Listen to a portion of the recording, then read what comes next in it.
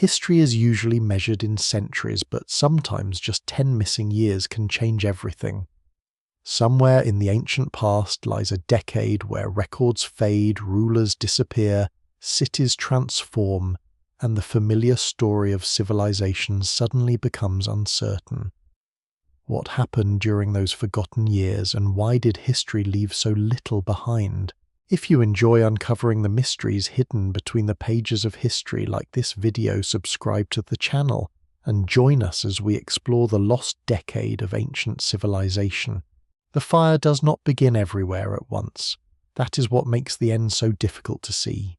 Along the eastern edge of the Mediterranean, sometime near the opening of the 12th century BCE, one city may still be loading cargo while another is already burning. In one harbour, bronze tools, jars of oil, dyed cloth and timber wait beside ships that have crossed hundreds of miles of open water.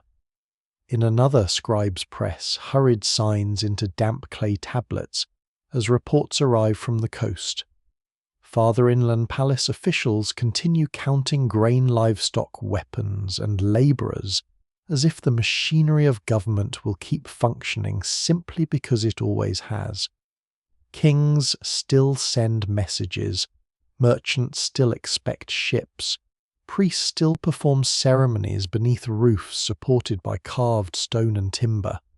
Soldiers still guard gates built for a world that assumes tomorrow will resemble yesterday. And then over a remarkably short span of historical time, that assumption begins to fail. The civilization that is about to fracture is not one empire and not one people. It is an international world stretching from the palaces of Mycenaean Greece to the Hittite heartland of Anatolia, from the trading cities of the Levant to the Nile kingdom of Egypt, with Cyprus lying between them like a copper-rich hinge. These societies speak different languages, worship different gods, and fight one another often enough, but they are also connected in ways that make isolation almost impossible. Royal families exchange gifts, diplomats travel between courts, ships carry raw materials that local economies cannot easily replace, craftsmen depend on imported metals, armies depend on palace administrations capable of collecting food and equipping soldiers, cities depend on countryside harvests, while rulers depend on networks of tribute taxation and prestige that stretch far beyond the walls of their capitals.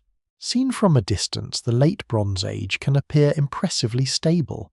Its kings describe themselves in language of permanence. Monumental buildings advertise authority. Storerooms hold accumulated wealth. Writing systems record deliveries down to quantities of grain sheep, cloth oil, and metal. The major powers recognize one another through formal diplomatic relationships, and rulers at the top of this system sometimes address each other almost as members of an exclusive family. Yet beneath that polished surface lies a structure that is far more delicate than its monuments suggest.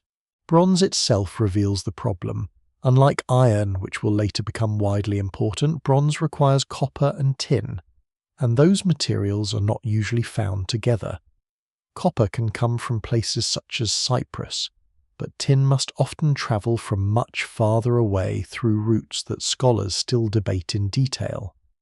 A palace economy that needs bronze weapons, tools, fittings, and prestige objects therefore relies upon trade routes stretching across seas and through territories controlled by many different communities. Interrupt those routes for long enough and the consequences spread. Workshops receive less metal. Armories cannot replace equipment as easily. Palace redistribution weakens. Traders become less reliable. Local shortages become political problems. This is not yet collapse.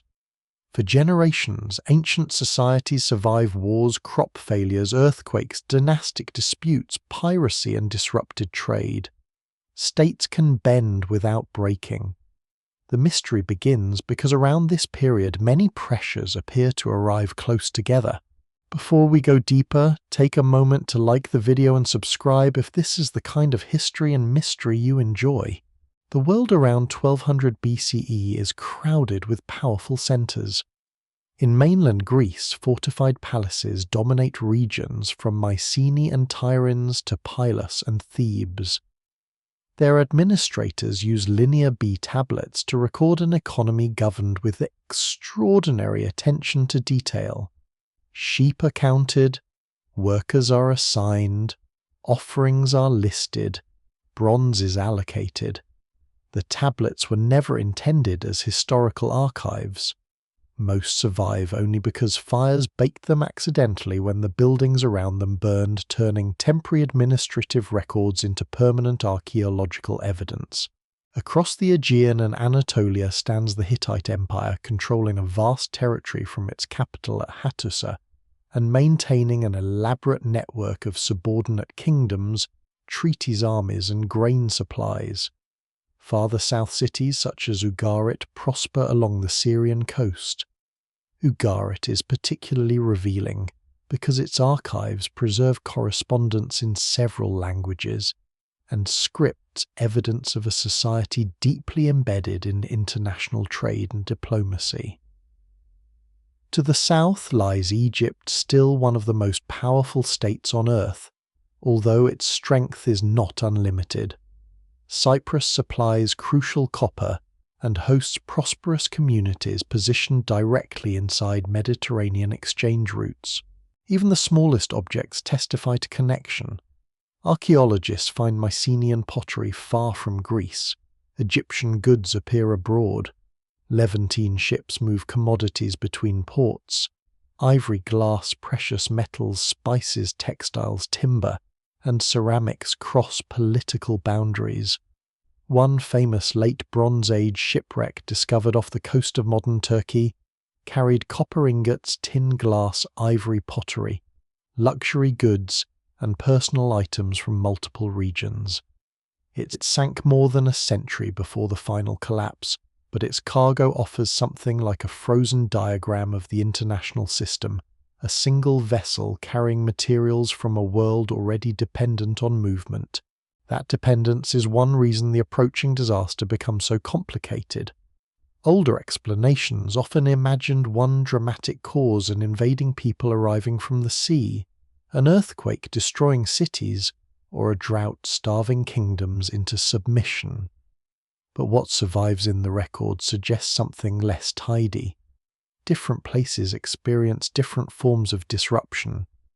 Some cities are violently destroyed, others shrink gradually. Some political systems disappear almost completely while neighbouring communities survive. Certain ports remain active. Some regions recover quickly. Others enter generations of reduced population and simpler political organisation. There is no single night when the Bronze Age ends. The phrase lost decade therefore describes less a perfectly defined 10-year period than the unsettling narrow interval in which several ancient systems appear to unravel, faster than the surviving records can explain. Chronology at this depth is difficult. Archaeological layers can often be dated only within ranges. Egyptian inscriptions use royal regnal years rather than modern calendar dates. Pottery styles overlap. Radiocarbon measurements help, but they do not always resolve events to a single year. Scholars still debate the precise sequence of several major destructions, yet the broad pattern is unmistakable. A network that has operated for centuries begins losing its great administrative centres.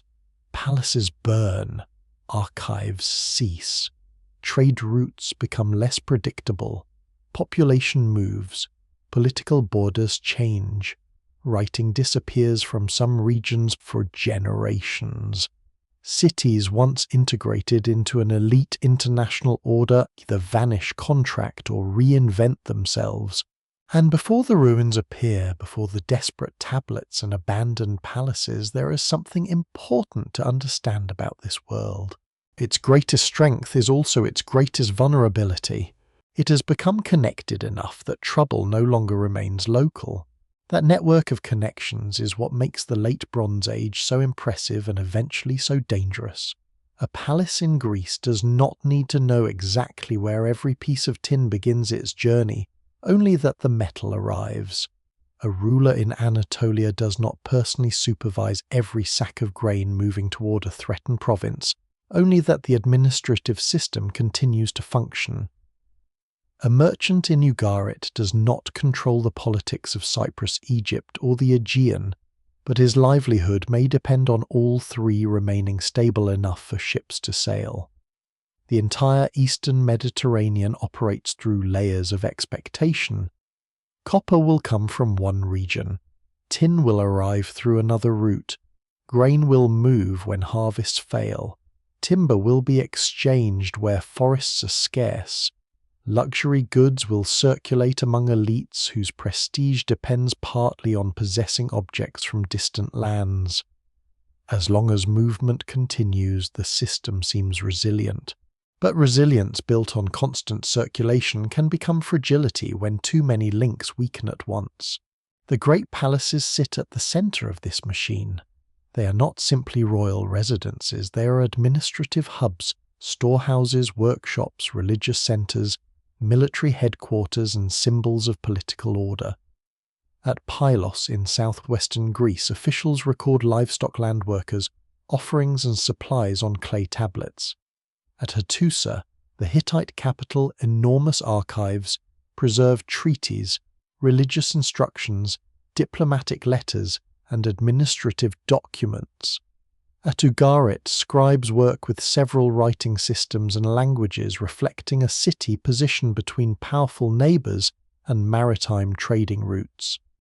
These centres collect resources from the countryside, redistribute them, support specialised craftspeople, organise military obligations, and maintain relationships far beyond their immediate territories. This creates extraordinary specialisation. A bronze worker can devote time to metalworking because someone else produces grain. A palace scribe can spend years mastering writing because the institution feeds him. Shipbuilders, chariot makers, textile workers, priests, soldiers, administrators and merchants all exist within systems that transform agricultural surplus into political complexity. In prosperous years, the arrangement produces wealth and refinement. In difficult years, however, complexity requires maintenance. Specialists who do not grow their own food still need to eat. Soldiers need rations. Horses require fodder. Ships require timber and crews. Bureaucrats need an authority capable of turning written orders into actual deliveries. Long-distance trade is especially important because some strategic materials cannot be obtained locally. Copper is relatively abundant in parts of the eastern Mediterranean, particularly Cyprus, whose very ancient association with the metal is reflected in later linguistic connections between the island and copper. Tin is far more troublesome. Its exact Bronze Age sources remain debated, with evidence pointing toward networks extending far beyond the Mediterranean. Whatever the precise origin of every shipment, the practical reality is clear: without reliable tin-bronze production becomes harder. Bronze is not merely decorative, it is the material of swords, spearheads, tools, fittings, armor components, and prestigious objects. Losing access to it does not immediately make an army helpless, but sustained disruption places increasing strain on states accustomed to controlling metal through centralized systems.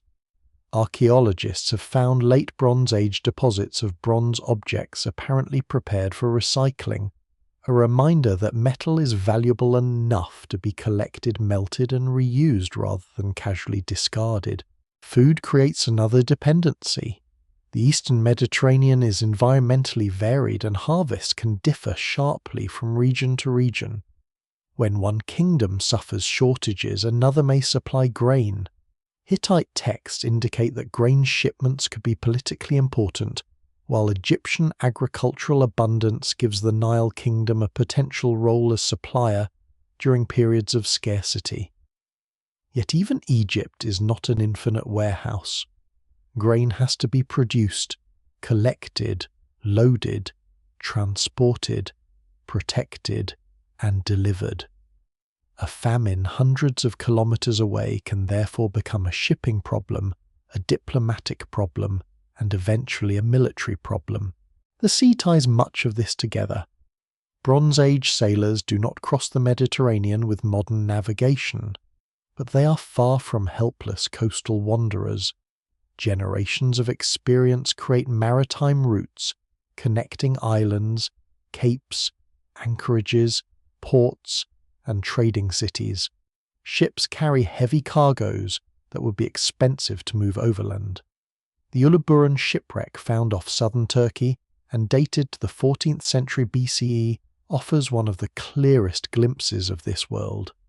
Its cargo included roughly 10 tons of copper ingots, along with tin, glass, ivory, resin, pottery, jewellery, weapons, and other objects associated with multiple regions. The wreck is older than the crisis that will later transform the Mediterranean, yet that is precisely why it matters.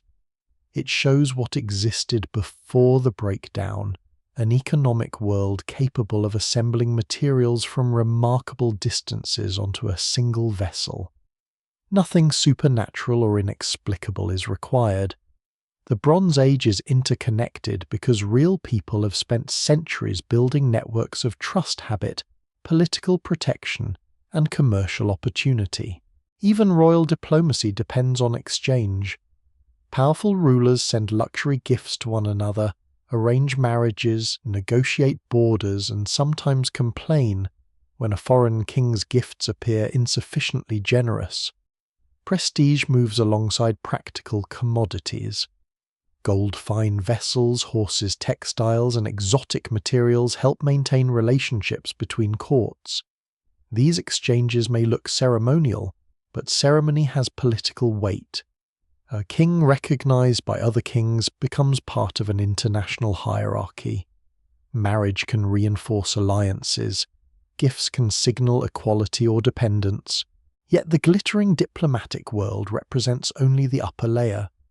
Beneath it stand farmers, herders, sailors, porters, miners, craftsmen, and labourers.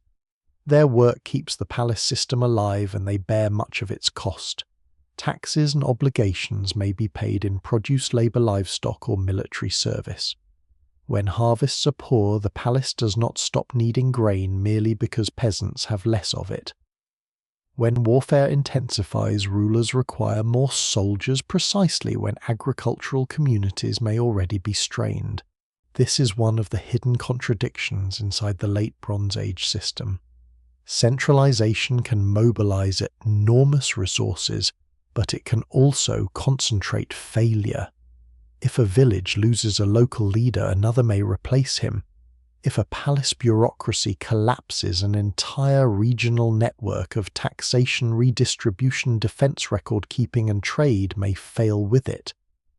The evidence remains incomplete, and scholars still debate how dependent ordinary communities were on palace institutions in different regions.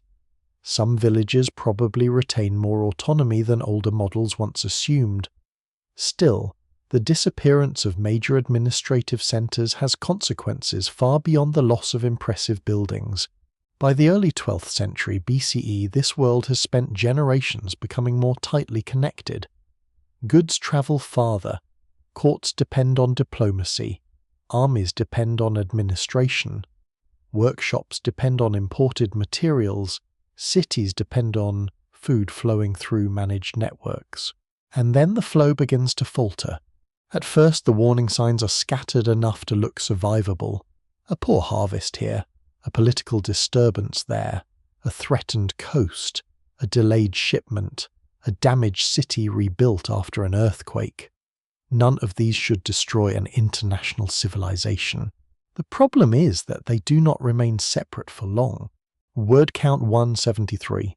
The first signs of strain do not arrive like the beginning of an apocalypse. They arrive as problems that ancient states already know how to survive. A harvest fails, a border becomes unstable, A ruler asks an ally for grain. A city repairs damaged walls.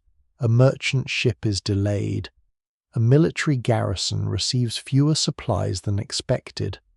None of these events by itself signals the end of an age. Bronze Age societies have endured hardship before, and there is no reason for the people living through the final decades of the 13th century BCE to assume that their world is approaching one of the most famous collapses in ancient history. That is part of what makes the crisis so unsettling. The evidence suggests not a civilization marching knowingly toward destruction, but a network responding to one emergency after another until the emergencies begin to overlap. Environmental stress appears to be one important part of the story. Studies of pollen lake sediments, cave deposits, and other paleoclimate evidence have suggested episodes of increasing aridity around the eastern Mediterranean during the broader period of the Late Bronze Age collapse. The exact timing, duration, and regional severity remain debated. Climate does not change everywhere in precisely the same way, and archaeological chronology rarely allows a drought layer to be matched cleanly to a single destruction event. Still, the possibility of repeated poor harvest matters because the societies of this world are overwhelmingly agricultural. The palaces may glitter with imported ivory and gold, but their power ultimately rests on wheat, barley, olives, livestock, and the labour required to produce them. A sequence of dry years can produce consequences that reach far beyond hunger. Farmers have less surplus to surrender as tax. Palace storehouses become harder to refill. Grain prices rise where markets exist. Herds may be reduced because pasture deteriorates. People begin moving in search of food or safer land. Governments may attempt to increase collections at exactly the moment rural communities are least able to provide them. Soldiers assigned to distant campaigns become more expensive to feed. Trade in food becomes more important, which makes secure roads and sea routes more valuable, precisely as political instability may be making them less reliable. No single explanation fully accounts for what follows, but drought provides a mechanism through which several other pressures can intensify. The Hittite world offers hints of this vulnerability. Texts from the empire and its surrounding states show that grain shipments are politically significant. Some documents refer to shortages and emergency provisions, suggesting that food supply can become a matter of state survival. The Hittite heartland in central Anatolia is powerful, but it is not naturally protected against agricultural failure. The empire controls wide territories and depends on communication between the capital, provincial centres, vassal kingdoms, and ports. If food must be imported during difficult years, then the survival of the inland political system becomes tied to coastal security and maritime movement. That connection becomes especially important in northern Syria. Ugarit stands on the coast as one of the great commercial cities of the period, ruled by its own king, but operating within the Hittite sphere. Its merchants are wealthy, its scribes highly trained, and its position strategically valuable. The city serves as a doorway through which goods can pass between the Mediterranean and inland political systems.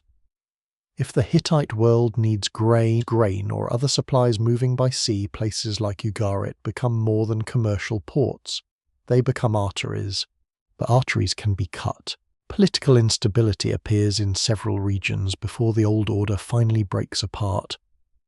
The Hittite Empire has long managed a difficult landscape of rival powers, rebellious vassals, contested succession, and military threats. The Mycenaean world is divided among multiple palace centres rather than unified under one state, and relationships between those centres are still incompletely understood. The Levant contains wealthy cities positioned between larger powers, frequently forced to navigate shifting alliances and imperial demands. Egypt remains formidable, Yet its rulers face their own economic burdens, succession problems, and external threats. A lesser-known feature of this period is the possible importance of internal unrest. Older narratives of collapse often focused heavily on invaders, especially the sea peoples described in Egyptian sources. More recent approaches place greater weight on the possibility that some states are already unstable from within. Heavy taxation, food scarcity, elite competition, and the disruption of palace redistribution could produce rebellion flight, or the weakening of local loyalty. Direct evidence is difficult to recover, because the people most likely to rebel are often the least likely to leave written explanations of their motives. Palace archives record the concerns of administrators, not the private thoughts of farmers abandoning their fields. Still, when centralized systems fail, one possibility is that people simply stop participating in them. Earthquakes add another layer. The eastern Mediterranean lies within highly active tectonic zones, and several late Bronze Age sites show evidence consistent with earthquake damage. Some scholars once proposed the idea of an earthquake storm, a period in which multiple destructive earthquakes struck different parts of the region within a relatively compressed span of time. The theory remains debated because distinguishing earthquake destruction from warfare, structural failure, or later disturbance can be difficult. Even where earthquakes are securely identified, they need not explain collapse by themselves. Ancient cities often rebuild after earthquakes, yet rebuilding requires stability. A palace damaged in a prosperous year may be restored. A palace damaged during food shortages, political conflict, and interrupted trade may remain ruined. A port struck by an earthquake can recover if ships return and merchants still have confidence in the route. If the earthquake is followed by piracy war or economic contraction, the same natural disaster can become a permanent turning point. This is the pattern that increasingly defines the crisis. Pressures reinforce one another. Drought encourages migration.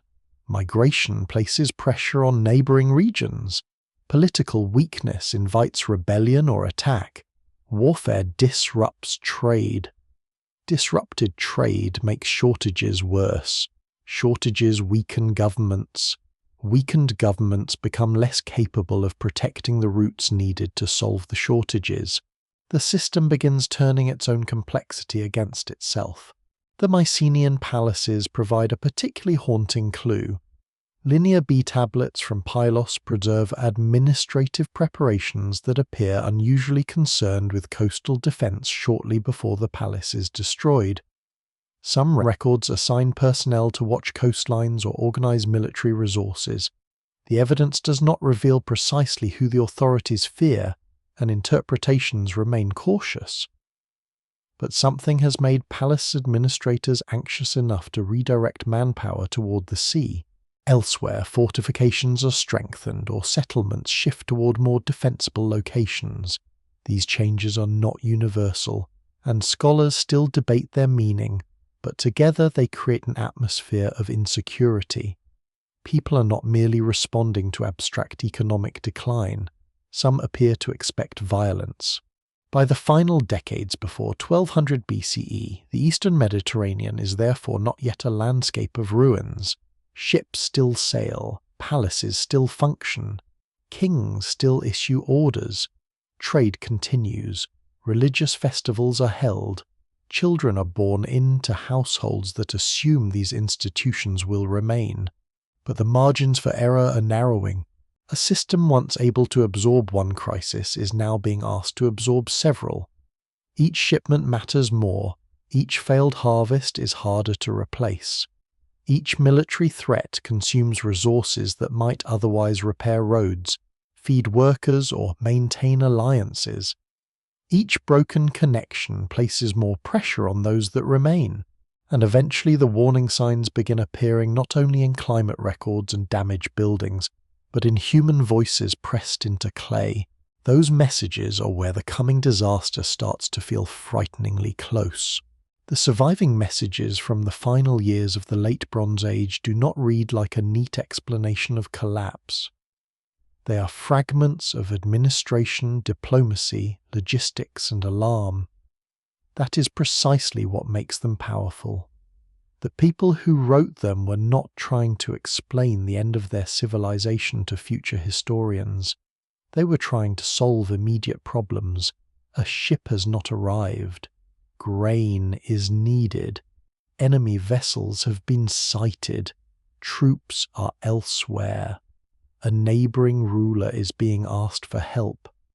Clay tablets preserve these moments without knowing that the world surrounding them is about to change so completely that some of the writing systems used to record them will disappear. Ugarit provides the most famous window into this atmosphere. The city sits near the coast of modern Syria, wealthy from trade and connected to the political world of the Hittites. Its archives contain thousands of tablets covering law, religion, commerce, diplomacy, and daily administration. Some were found in royal buildings, others in the houses of merchants and officials. Together they reveal a sophisticated city where scribes move comfortably between different languages and scripts. Ugarit is not an isolated settlement awaiting destruction. It is one of the best connected cities of its age. That makes its final correspondence especially disturbing. Among the tablets associated with the city's last phase are messages referring to hostile ships and military danger. One well-known letter, often discussed in studies of the collapse, describes enemy vessels appearing and causing damage, while Ugarit's own forces are absent.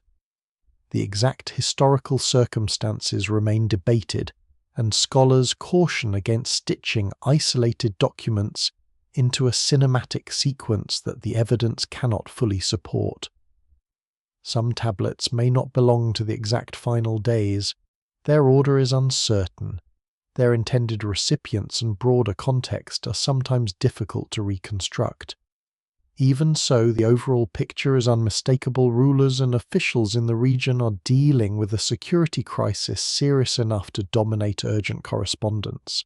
The messages become even more meaningful when placed beside the geography. Ugarit is protected by walls, but its prosperity depends heavily on the sea. Its ships travel abroad. Its merchants maintain international relationships. The city cannot simply close its gates and become self-sufficient. If maritime routes are threatened, its economic foundation is threatened with them. There is also evidence that military forces may be stretched thin. Ugarit operates within the Hittite imperial system and has obligations to larger powers. Troops and ships can therefore be deployed away from home at precisely the moment local defense becomes necessary. This is a recurring vulnerability in large political systems. Central coordination creates strength, but it can also send resources toward one emergency, while another develops elsewhere.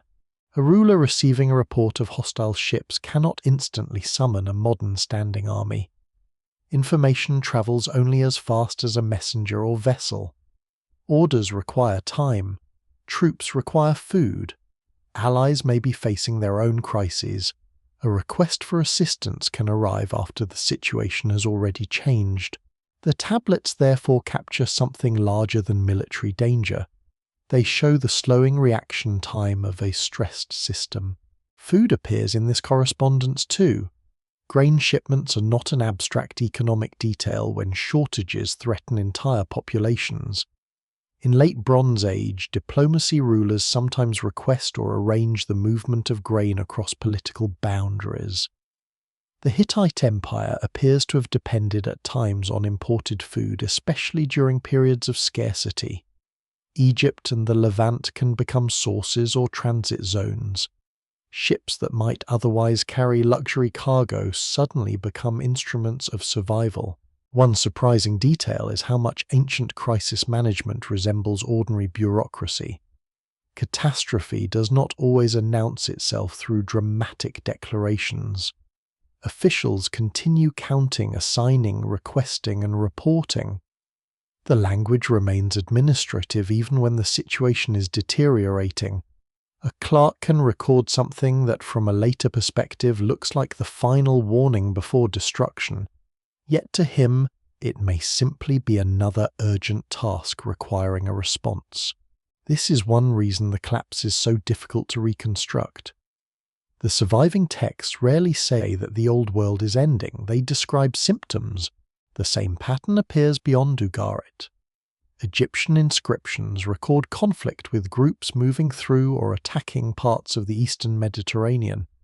Hittite documents indicate political and economic stress before the imperial archives disappear. Letters exchanged between rulers reveal shortages, instability, and the importance of maintaining alliances. None provides a single master narrative. Instead, separate voices seem to be describing different edges of the same spreading disturbance. Then the voices stop. That silence is archaeological rather than literary. Archives cease because the institutions producing them disappear or change. At Ugarit, many tablets survive because the city is destroyed by fire. Heat hardens clay that would otherwise have remained fragile. The disaster preserves evidence of the society it destroys, an irony repeated at several Bronze Age sites. Without the burning of buildings, much of the correspondence might have dissolved back into earth. The destruction of Ugarit is usually placed in the early 12th century BCE, though exact dating remains under discussion. What matters for the larger story is that the city is not rebuilt as the same major urban centre. A place that had participated in international diplomacy and maritime trade for centuries abruptly loses that role. Its final documents contain no satisfying explanation of who delivers the fatal blow. This gap has encouraged generations of speculation. The Sea Peoples are often treated as the obvious answer, because Egyptian texts describe battles against name groups arriving by land and sea. Some of those names may correspond to populations known elsewhere, but identifying attackers at one city with every mobile group described in every source creates a false certainty. The eastern Mediterranean at this moment probably contains refugees, raiders, displaced soldiers, migrants, pirates, collapsing armies, and communities searching for new territory. Categories that look clear in royal inscriptions may have been far messier in reality. A fleet approaching a coastal city might consist of organized invaders. It might include people displaced by collapse elsewhere. It might be both. Scholars still debate how these movements begin and whether they are mainly a cause or a consequence of the wider breakdown. That distinction matters.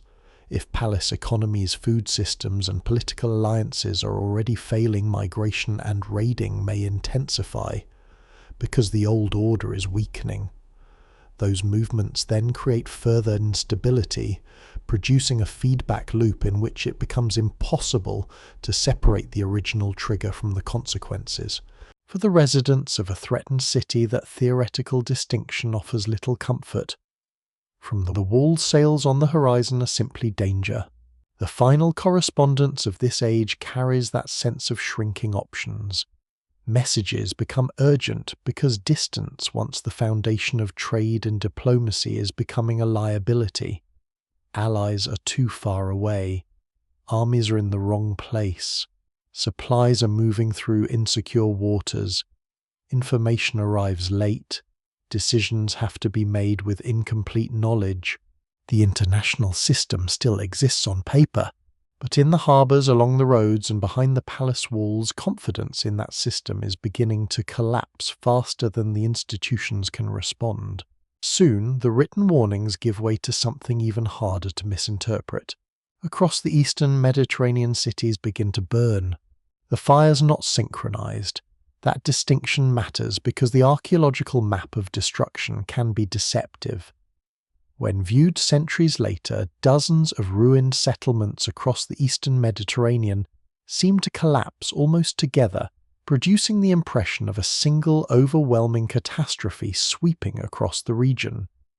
But the evidence remains incomplete. and dating a destruction layer to a precise year is often impossible. Some cities fall earlier, others later, and some do not fall at all. What emerges is not a perfect chain of simultaneous disasters, but a widening zone of instability in which major centers are destroyed, abandoned, reduced or transformed over a period short enough to feel sudden by ancient historical standards. At many sites, the signature is unmistakable. Burned mud brick, collapsed walls, shattered storage jars, weapons left among debris, and buildings never reconstructed on their former scale mark the end of established urban systems. Fire is especially visible archaeologically because it changes materials in ways that survive. Wooden beams become charcoal. Clay tablets can be accidentally fired hard enough to last for thousands of years. Mud brick reddens under heat. Roofs collapse onto floors, sealing objects beneath them. A city destroyed by flame may therefore leave a clearer record than one gradually abandoned through hunger, political decline, or migration. That creates an important bias. Archaeology preserves violent endings dramatically, while quieter forms of collapse can disappear almost unnoticed. A city emptied over several years may leave no spectacular destruction layer. A village whose inhabitants migrate elsewhere may simply become a thinner sequence of occupation. The absence of fire does not mean the absence of crisis.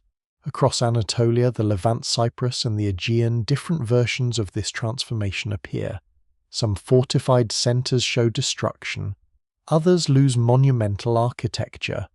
Some settlements become smaller or shift location. Long-established trade patterns change.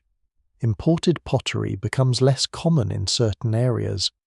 Administrative systems disappear. Burial traditions alter. Population may concentrate in defensible regions or move toward places with more reliable access to resources. The effect is like watching lights go out across a vast coastline, except the lights do not go dark in a clean line. One flickers, another survives, a third burns brightly for years before failing, while somewhere else a smaller community grows precisely because people are arriving from the places that have collapsed. This unevenness is one reason the idea of a single invading force has become less satisfying. If one army were responsible for every destruction, the archaeological pattern should be more consistent. Instead, individual sites seem to tell different stories. At some, evidence suggests warfare. At others, earthquake damage is plausible. Elsewhere, there may be abandonment without a clear violent event. Some centers are rebuilt quickly, while others remain deserted for generations. Cyprus offers a particularly complicated case. The island is crucial because of its copper resources and position within maritime trade. Several late Bronze Age settlements undergo destruction or major restructuring, yet copper production and exchange do not simply vanish everywhere at once. New communities appear, and cultural patterns change in ways that may reflect movement of people from the Aegean or elsewhere. The island seems less like a place erased by collapse than one being reshaped by it. This distinction between destruction and transformation becomes increasingly important. Ancient people do not disappear simply because a palace does. Survivors remain. Farmers continue planting. Families move. Craftsmen adapt their skills to new patrons or smaller settlements. Merchants search for routes that still function. Refugees become settlers elsewhere. Political collapse can be devastating without meaning biological or cultural extinction. Still, for those living in the great palace cities, the immediate experience can be catastrophic. Imagine a major administrative center after its protection fails. Storehouses that once represented security become concentrated targets. Oil grain, timber, and textiles can feed fires. Narrow streets fill with smoke. Roof beams collapse. Written records remain trapped in rooms where scribes had left them. bronze objects are seized, recycled, or lost beneath debris. A building that required decades of organized labor to construct can become an archaeological layer in a single day. At several sites, archaeologists have uncovered valuables deliberately hidden shortly before destruction. Hoards of metal jewelry or tools may suggest owners expecting to return after danger passed. Not every buried cache belongs to the collapse, and interpreting such deposits requires caution, but the pattern is haunting when it appears within destruction contexts. People may have concealed portable wealth because they believed the crisis temporary. Many never retrieved it. There is another surprising detail. Some of the most famous Bronze Age capitals do not necessarily show evidence of dramatic last stands. Political systems can disintegrate before an enemy reaches the walls. If supply lines fail, if rulers lose control of provinces, if soldiers desert, and if rural populations stop delivering food, a monumental city may become impossible to maintain. Its collapse may begin in fields and distant ports long before flames reach the palace. Hattusa, capital of the Hittite Empire, illustrates this uncertainty particularly well. Large parts of the city were destroyed by fire around the end of the Bronze Age, but evidence suggests that sections may already have been evacuated or abandoned before the final burning. If so, the image of a thriving imperial capital suddenly overwhelmed by invading hordes becomes too simple. Authority may have been unraveling in stages. The same caution applies to Mycenaean Greece. Major palaces such as Pylos are destroyed, but not all settlements vanish, and some communities continue outside the former palace system. At Mycenae itself, different phases of destruction and rebuilding complicate any attempt to identify one definitive moment of collapse. The palace economy eventually disappears, but the people living in Greece do not. In the Levant, patterns are equally varied. Some cities survive and later become important centers of the Iron Age.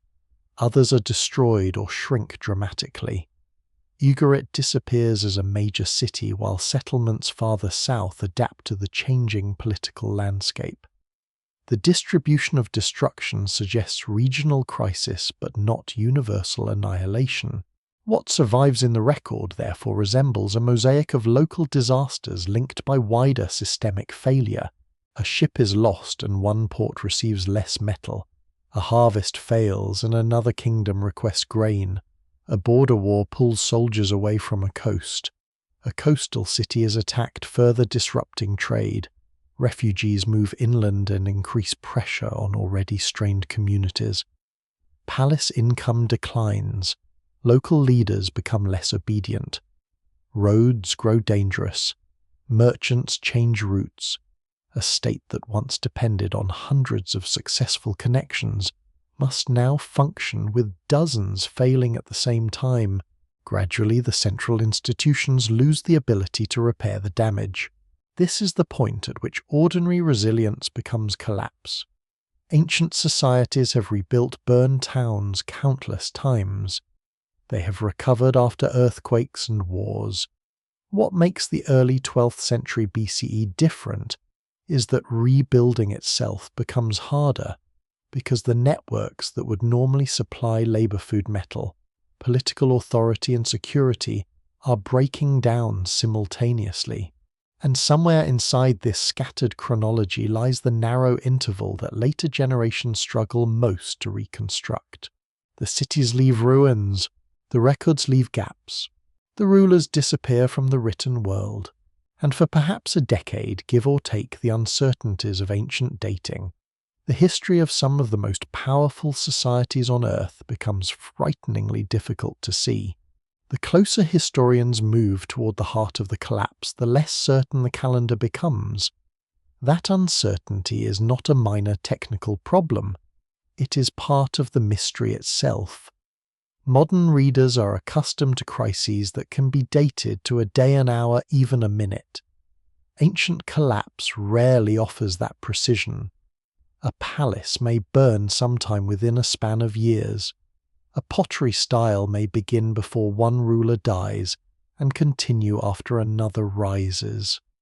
A radiocarbon sample may narrow a destruction to a useful range without identifying the exact season or sequence of events. The result is a strange historical fog concentrated around the early 12th century BCE, a period in which some of the most consequential changes in the Eastern Mediterranean occur faster than the surviving evidence can securely order them. That is why the idea of a lost decade is so powerful. It does not mean that every important event happened within exactly 10 calendar years, or that scholars agree on a perfectly defined span. They do not. Rather, it captures the compressed and poorly documented interval during which several Bronze Age political systems ceased to function in recognizable form. The Hittite imperial center disappears, Ugarit is destroyed, and never returns to its former role. Mycenaean palaces fall. Egyptian records describe major conflicts against groups moving through the region. Trade networks contract. Writing systems vanish from some areas. Yet the precise order remains difficult to reconstruct. Chronology depends on combining several imperfect clocks. One is royal dating. Egyptian inscriptions often place events within the regnal year of a pharaoh. This can be extremely useful when the sequence of rulers is secure, but converting ancient regnal systems into absolute modern dates can still involve debate. The reign of Ramesses III is central to the collapse narrative because Egyptian inscriptions describe major conflicts with groups later grouped under the modern label Sea Peoples. Those events are commonly placed in the early 12th century BCE, but even a difference of several years matters when historians are trying to decide whether Egypt is responding to an already advanced regional collapse or witnessing one of its main turning points. Another clock is pottery. Ceramic styles change gradually, and because pottery survives well, archaeologists use it extensively to date sites. A vessel shape or decorative style can link one destruction level with broader regional phases. Yet pottery does not respect modern historical boundaries. Old styles continue after new ones appear. Imported vessels may travel for years. A household may use the same jar long after it was produced. Dating an archaeological layer through ceramics is therefore precise only within limits. Radiocarbon dating adds another powerful tool, but it too works in ranges rather than exact historical timestamps. Samples can be contaminated, old wood may have been reused, and calibration curves sometimes create broad windows rather than narrow ones. Advances in high-precision dating have improved the picture considerably, but they have not turned the end of the Bronze Age into a modern timeline. Tree rings can occasionally offer tighter control, yet suitable timbers must survive and be securely connected to the event being dated. Written synchronisms between rulers help, but only where archives remain intact. And archives are exactly what the collapse destroys. This creates one of the central contradictions of the period.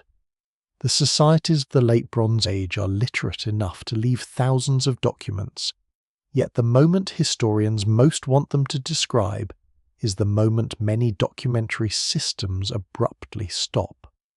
Linear B disappears with the Mycenaean palace administrations.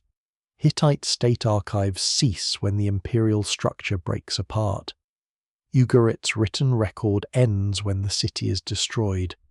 The historical signal does not gradually fade because people stop having experiences worth recording. It fades because the institutions that produced and stored written records no longer exist. Silence, therefore, is evidence. At Pylos, the final Linear B tablets appear to belong very close to the palace's destruction. They record routine administration mixed with signs of unusual military concern. Then there is nothing. No continuation explaining who attacked where survivors went or how authority was reorganized. The palace bureaucracy simply vanishes from the written record. At Hattusa, the silence is even more consequential. The Hittite state had governed a large imperial system through treaties, correspondence, religious texts, and administrative control. When that structure disappears, the political geography of Anatolia and northern Syria becomes far more difficult to reconstruct. Successor states later preserve elements of Hittite language and culture, proving that the civilization does not evaporate, but the imperial center no longer speaks. Ugarit offers perhaps the most dramatic case because its archives seem to stop almost in mid-motion. Letters concern military and maritime problems. Economic records continue. Administrative life is still functioning. Then the city is destroyed. The surviving tablets give no final retrospective account because no one remains in a position to write one. This documentary rupture can make change appear more sudden than it actually was. A government may have been weakening for years before its last archive ends. Rural communities may have adapted gradually while palace records continued to project normality. Political authority may already have fragmented even while scribes still recorded deliveries under traditional formulas. What survives in the records suggests that the final collapse of many institutions is only the visible crest of a longer instability. The missing years also encourage dramatic theories because absence invites certainty where evidence cannot provide it. If a city is destroyed and no local text names the attackers, later interpretations naturally look to the strongest surviving external sources. Egyptian reliefs and inscriptions depicting battles against foreign groups become enormously influential because they provide names, images, and apparent narrative at exactly the moment other voices disappear. But surviving evidence is not necessarily representative evidence. Egypt survives partly because it does not collapse in the same way. Its monuments remain standing and its rulers have every reason to describe themselves as defenders who defeated chaos. A kingdom that survives gets to leave its version of events. A city that burns leaves broken walls. This asymmetry has shaped modern understanding of the entire period. The deeper historians look, the more they encounter events that may be related but cannot always be securely sequenced. Did major population movements begin because drought and political collapse were already underway, or did migration itself destabilize states? Did attacks on coastal cities disrupt food supply, or did food shortages push communities toward raiding and migration? Did Mycenaean centers fall before the worst disruptions in the eastern Mediterranean, or as part of the same cascading process? Scholars still debate these relationships because the evidence cannot always distinguish cause from consequence. Even a difference of 5 years can reverse the argument. If one city falls first, it may be a trigger. If it falls later, it may be a victim of a crisis already spreading elsewhere. This is the strange landscape of the lost decade, not a blank period with no evidence, but a period with too many fragments and too few secure connections between them. Burn layers, tablets, ship movements, abandoned settlements, weapons, pottery, royal inscriptions, climate records, and migration patterns all survive, but they do not assemble themselves into one clean story. The temptation is to force them into one. A single invasion, a single drought, a single earthquake sequence, a single rebellion. Yet the closer the evidence is examined, the less cooperative it becomes. And nowhere is that problem more visible than in the mysterious groups who appear in Egyptian records at the edge of this collapsing world, arriving by land and sea carrying families, weapons, and names that historians still struggle to place. They will become known as the Sea Peoples. And for more than a century they will be blamed for almost everything. The Sea Peoples enter the story not as a single people but as a collection of names preserved mainly by the kingdom that survived them. Egyptian inscriptions from the late 13th and early 12th centuries BCE describe battles against foreign groups arriving by sea and by land, some of them accompanied by families' possessions and carts. Later historians gathered these groups under one convenient label, the Sea Peoples. The phrase is modern. The Egyptians themselves do not describe one unified nation with a shared identity, a single homeland, or a common political command. They name several groups separately, and that difference changes almost everything.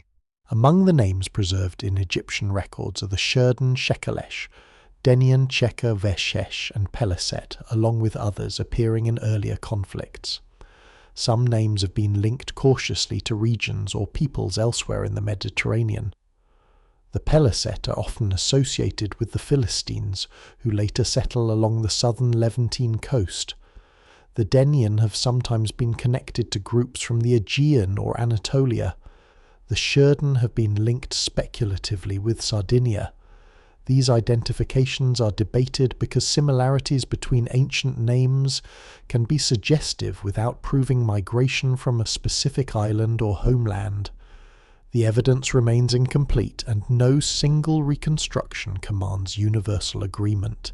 What is clear is that Egypt encounters major movements of armed populations during the broader collapse period.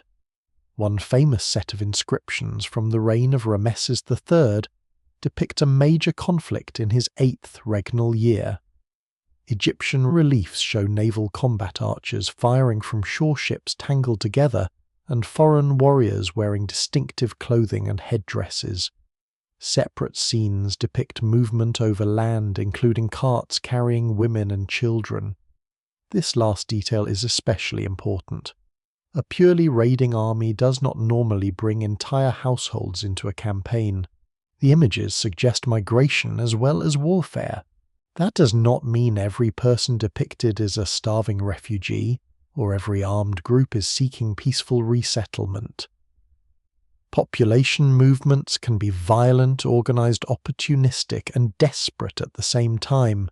Communities uprooted by political collapse may become raiders as they search for land and resources. Mercenaries can change employers. Displaced soldiers can join migrating groups. Pirates can attach themselves to larger movements. Families can travel with warriors because there is no secure home left behind. The category Sea Peoples may therefore hide a social mixture rather than reveal one ethnicity. This is one of the most important shifts in how the collapse is understood. Older narratives often portrayed mysterious invaders emerging from nowhere, sweeping eastward, destroying cities, and finally being stopped by Egypt. It is a powerful story because it provides a clear villain and a clear sequence. The problem is that archaeology does not support such simplicity.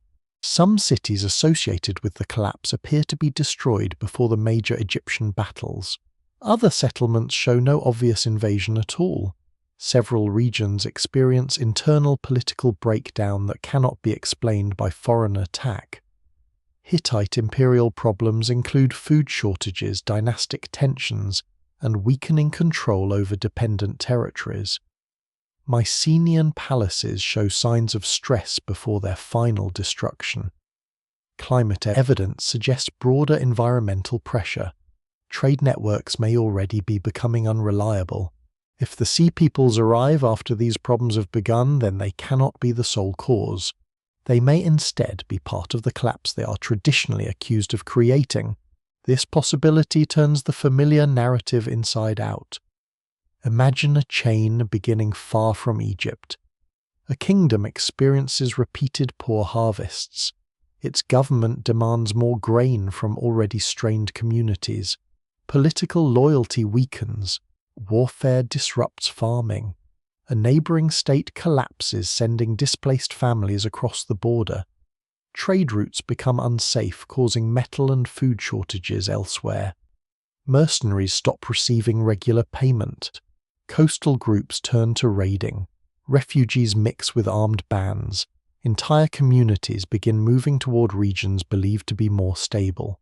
By the time such populations reach a wealthy kingdom like Egypt, they may appear as an invading force. From the Egyptian perspective, that description is perfectly understandable. From the wider Mediterranean perspective, they may represent the human debris of several earlier collapses. Egyptian royal inscriptions must also be read with caution because they are political monuments. Pharaohs do not commission temple reliefs to provide neutral military analysis. They present the king as the defender of cosmic order against external chaos. Victories are magnified. Enemies are arranged into recognizable categories. The ruler appears dominant regardless of the complexity of the historical situation. This does not mean the battles are invented. There is no good reason to dismiss the underlying conflicts, but the inscriptions tell the Egyptian version of events shaped by royal ideology. One lesser-known clue comes from earlier Egyptian records. Some groups later associated with the Sea Peoples appear before the famous battles of Rameses III. The Shurden, for example, are mentioned decades earlier and can even serve within Egyptian military forces as mercenaries or guards. This is difficult to reconcile with the idea that all Sea Peoples suddenly emerge around 1177 BCE as unknown invaders. At least some of these populations have long participated in Mediterranean military and commercial networks. Their roles can change over time. A mercenary in one generation may become an enemy in another. A trading community can become displaced. A maritime population can serve multiple kingdoms depending on opportunity and political pressure. Ancient identities are not fixed boxes. Archaeology in the southern Levant adds another layer. During the early Iron Age, new cultural patterns appear in settlements traditionally associated with the Philistines. Pottery food practices, architecture, and genetic evidence from some burials suggest that at least part of the population includes ancestry or cultural influences connected to the Aegean or broader Mediterranean world. Yet these communities quickly become locally rooted and culturally mixed. They do not remain isolated foreigners for centuries. This supports migration but not necessarily conquest on the scale once imagined. The same pattern appears elsewhere: movement, mixture, adaptation. By the time Egypt confronts these groups, the Eastern Mediterranean may already contain thousands of people whose old political identities have become meaningless. A man once defined as a subject of a palace king may become a migrant sailor, mercenary raider or settler within a few years. A family once living safely near a port may join a larger movement after trade collapses and food becomes scarce. Seen this way, the Sea Peoples become less mysterious but more disturbing. They are not an answer to the collapse. They are evidence of how far the collapse has spread. Egypt defeats or repels major attacks and survives as a state, but that survival should not be mistaken for restoration of the old international order. The Hittite imperial system does not return. Ugarit does not resume its former role. Mycenaean palace administrations continue toward disappearance. The trading network that once linked these regions has already been severely damaged, and one city on the Syrian coast preserves the crisis more intimately than any Egyptian victory relief ever could. Its rulers had seen enemy ships. Its armies were stretched away from home. Its scribes were still writing.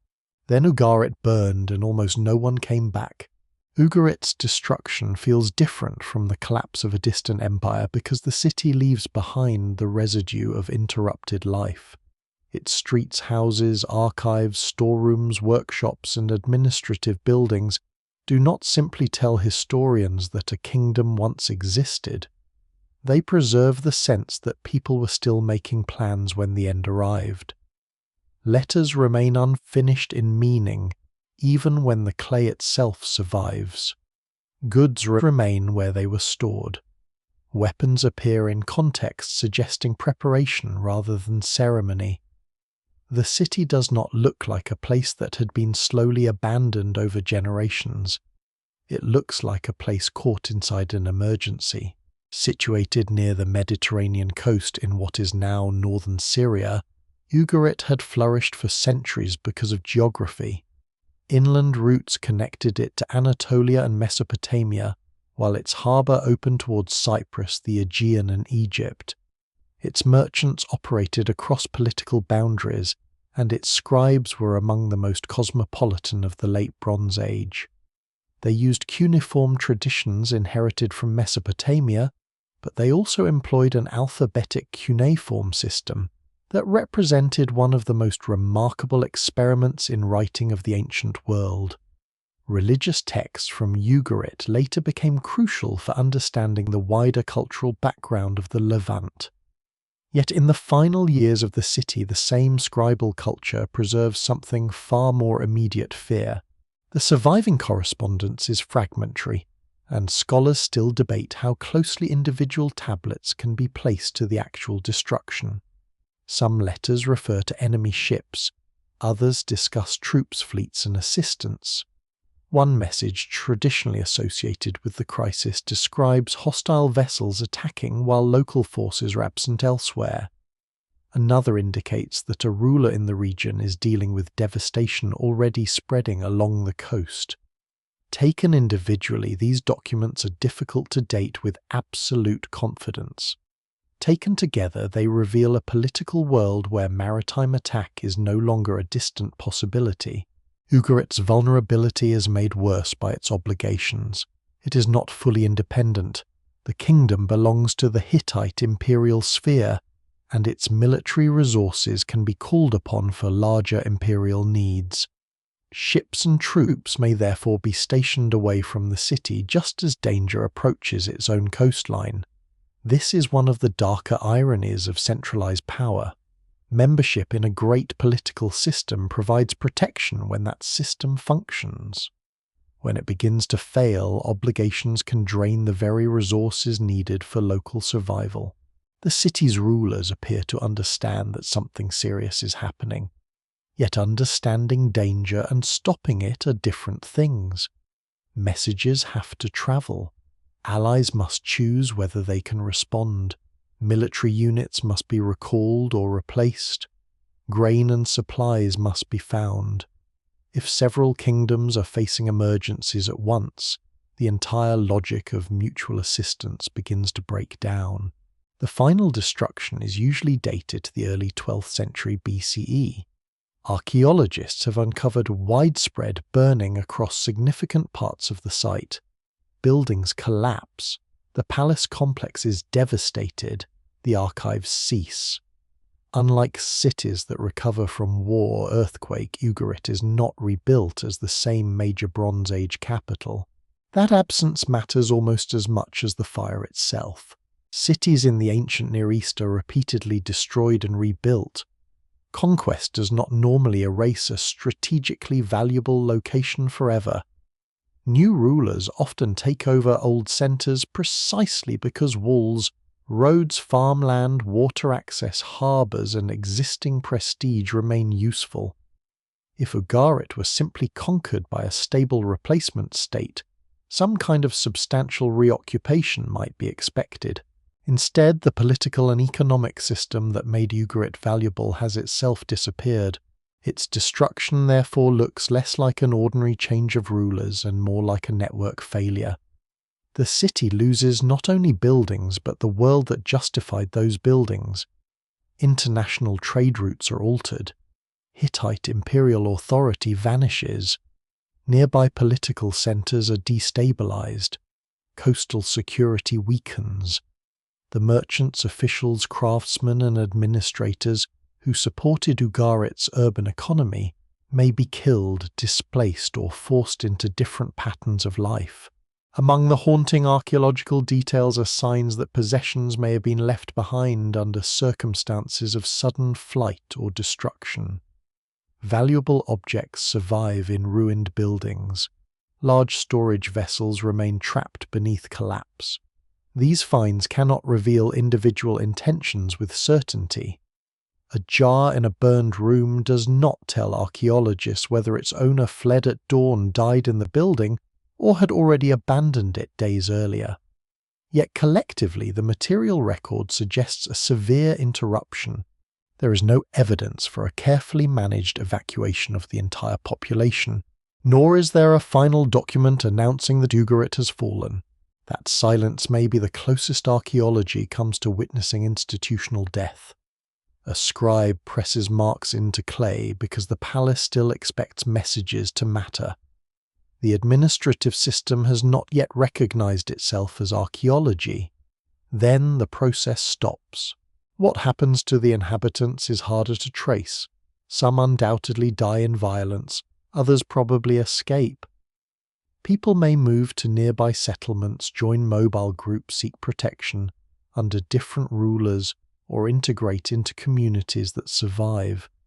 The destruction of a city rarely means the disappearance of every family associated with it, but identities tied to the palace can dissolve quickly. A merchant of Ugarit without Ugarit becomes something else. This transformation is important because collapse is often imagined as a sharp distinction between survivors and destroyers. The final years of the Bronze Age are probably far messier.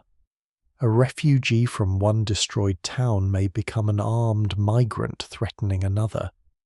A sailor whose trade route has vanished may turn toward raiding. Soldiers without pay may attach themselves to whoever can feed them. Rural populations may abandon obligations to weakened elites. The categories of merchant, mercenary, refugee, farmer, pirate, and settler can overlap. Ugarit may have encountered exactly this kind of unstable world. Popular retellings sometimes imagine its attackers as a vast organized fleet of sea peoples moving methodically from city to city. That remains unproven. The city could have been destroyed by one of several forces operating during the regional breakdown.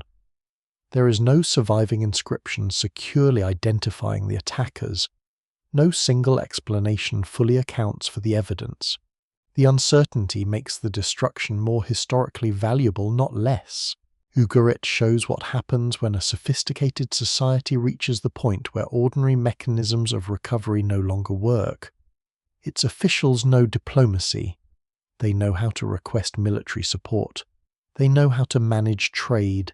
They know how to record grain property and obligations. Their civilization possesses centuries of institutional knowledge. None of it is enough when the wider system supporting those institutions is failing. The city that once translated distance into wealth now experiences distance as helplessness. Its allies are elsewhere. Its forces are elsewhere. Its enemies are approaching by routes that once carried commerce. Then the harbour network goes silent. Far to the north, another silence is forming on a much larger scale. There the question is not how one prosperous coastal city disappears, but how an empire capable of commanding armies, negotiating with Egypt, and ruling much of Anatolia can lose its political centre so completely that generations later the exact sequence of its final collapse remains uncertain. The Hittite world is about to vanish from the map of great powers.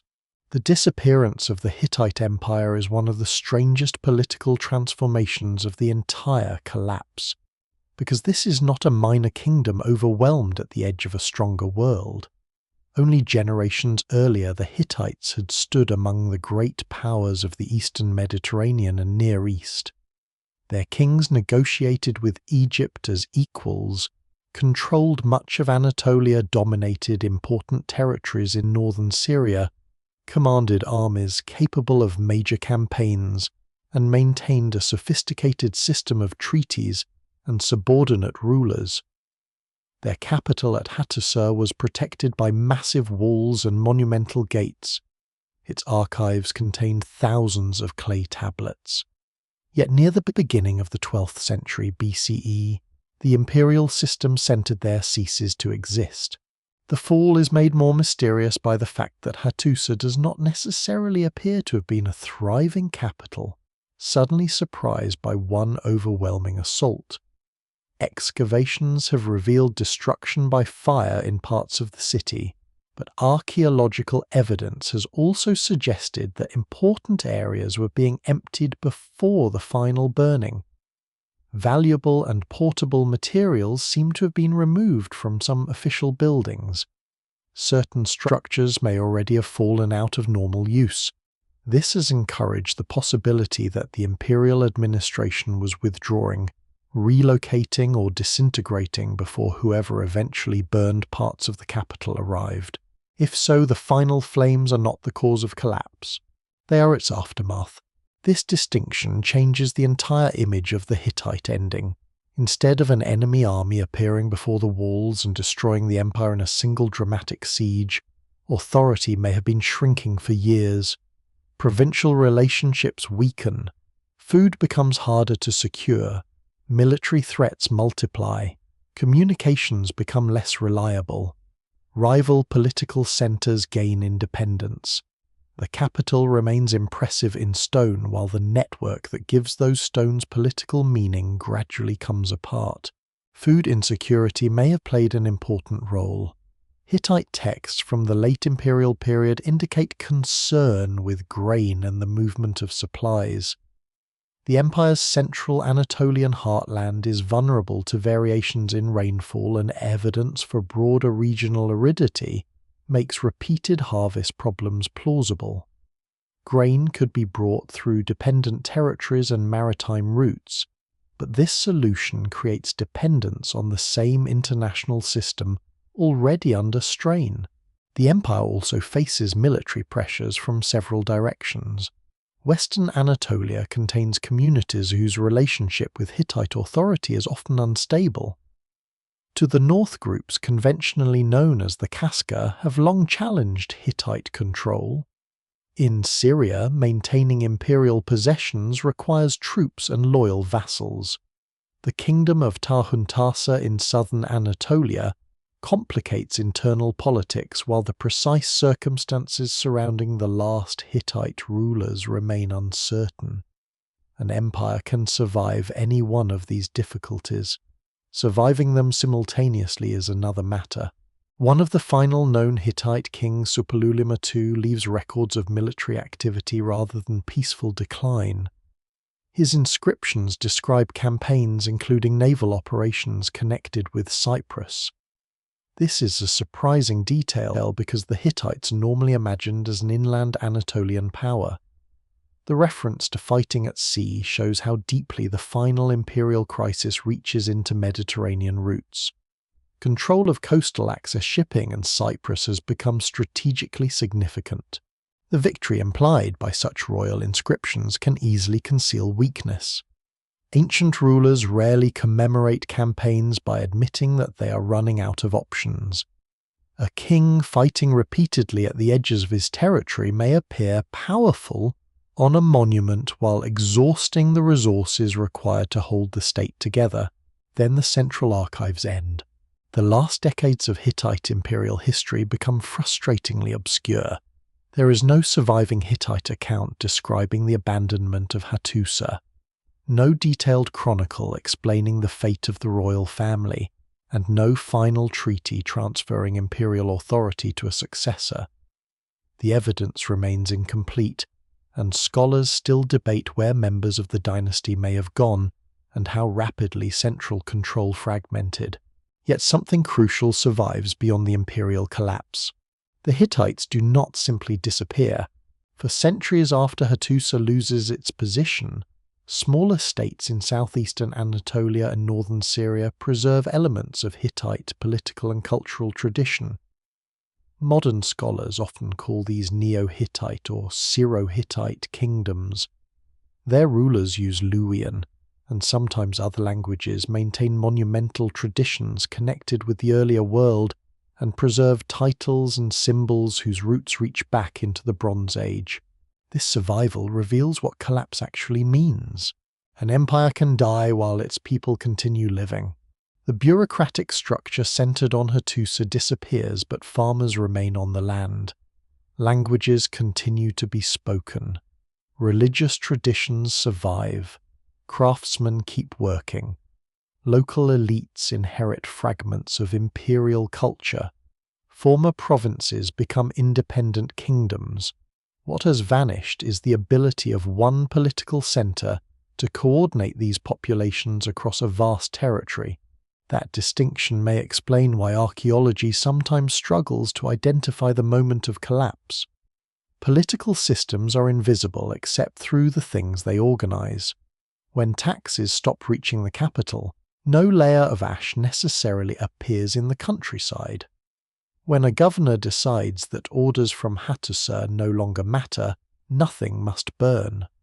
When soldiers stop receiving rations and return home, they leave no inscription announcing the end of imperial authority. The empire can therefore disappear administratively before it disappears physically. This may be one of the most important lessons of the lost decade. Monumental civilizations are often imagined as structures that remain intact until something smashes them. In reality, they depend on millions of repeated acts of cooperation.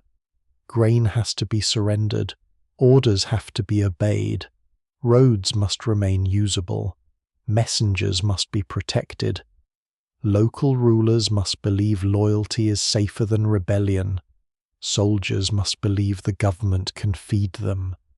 Merchants must trust that contracts will still have meaning when their ships reach the next port. When enough of those expectations fail, stone walls cannot restore them. Hattusa's fortifications are enormous. Its Lion Gate and other monumental entrances project confidence even in ruin. But walls defend a city, not an economic network. They cannot produce rain. They cannot guarantee grain shipments from distant territories. They cannot force vanished trading partners to return.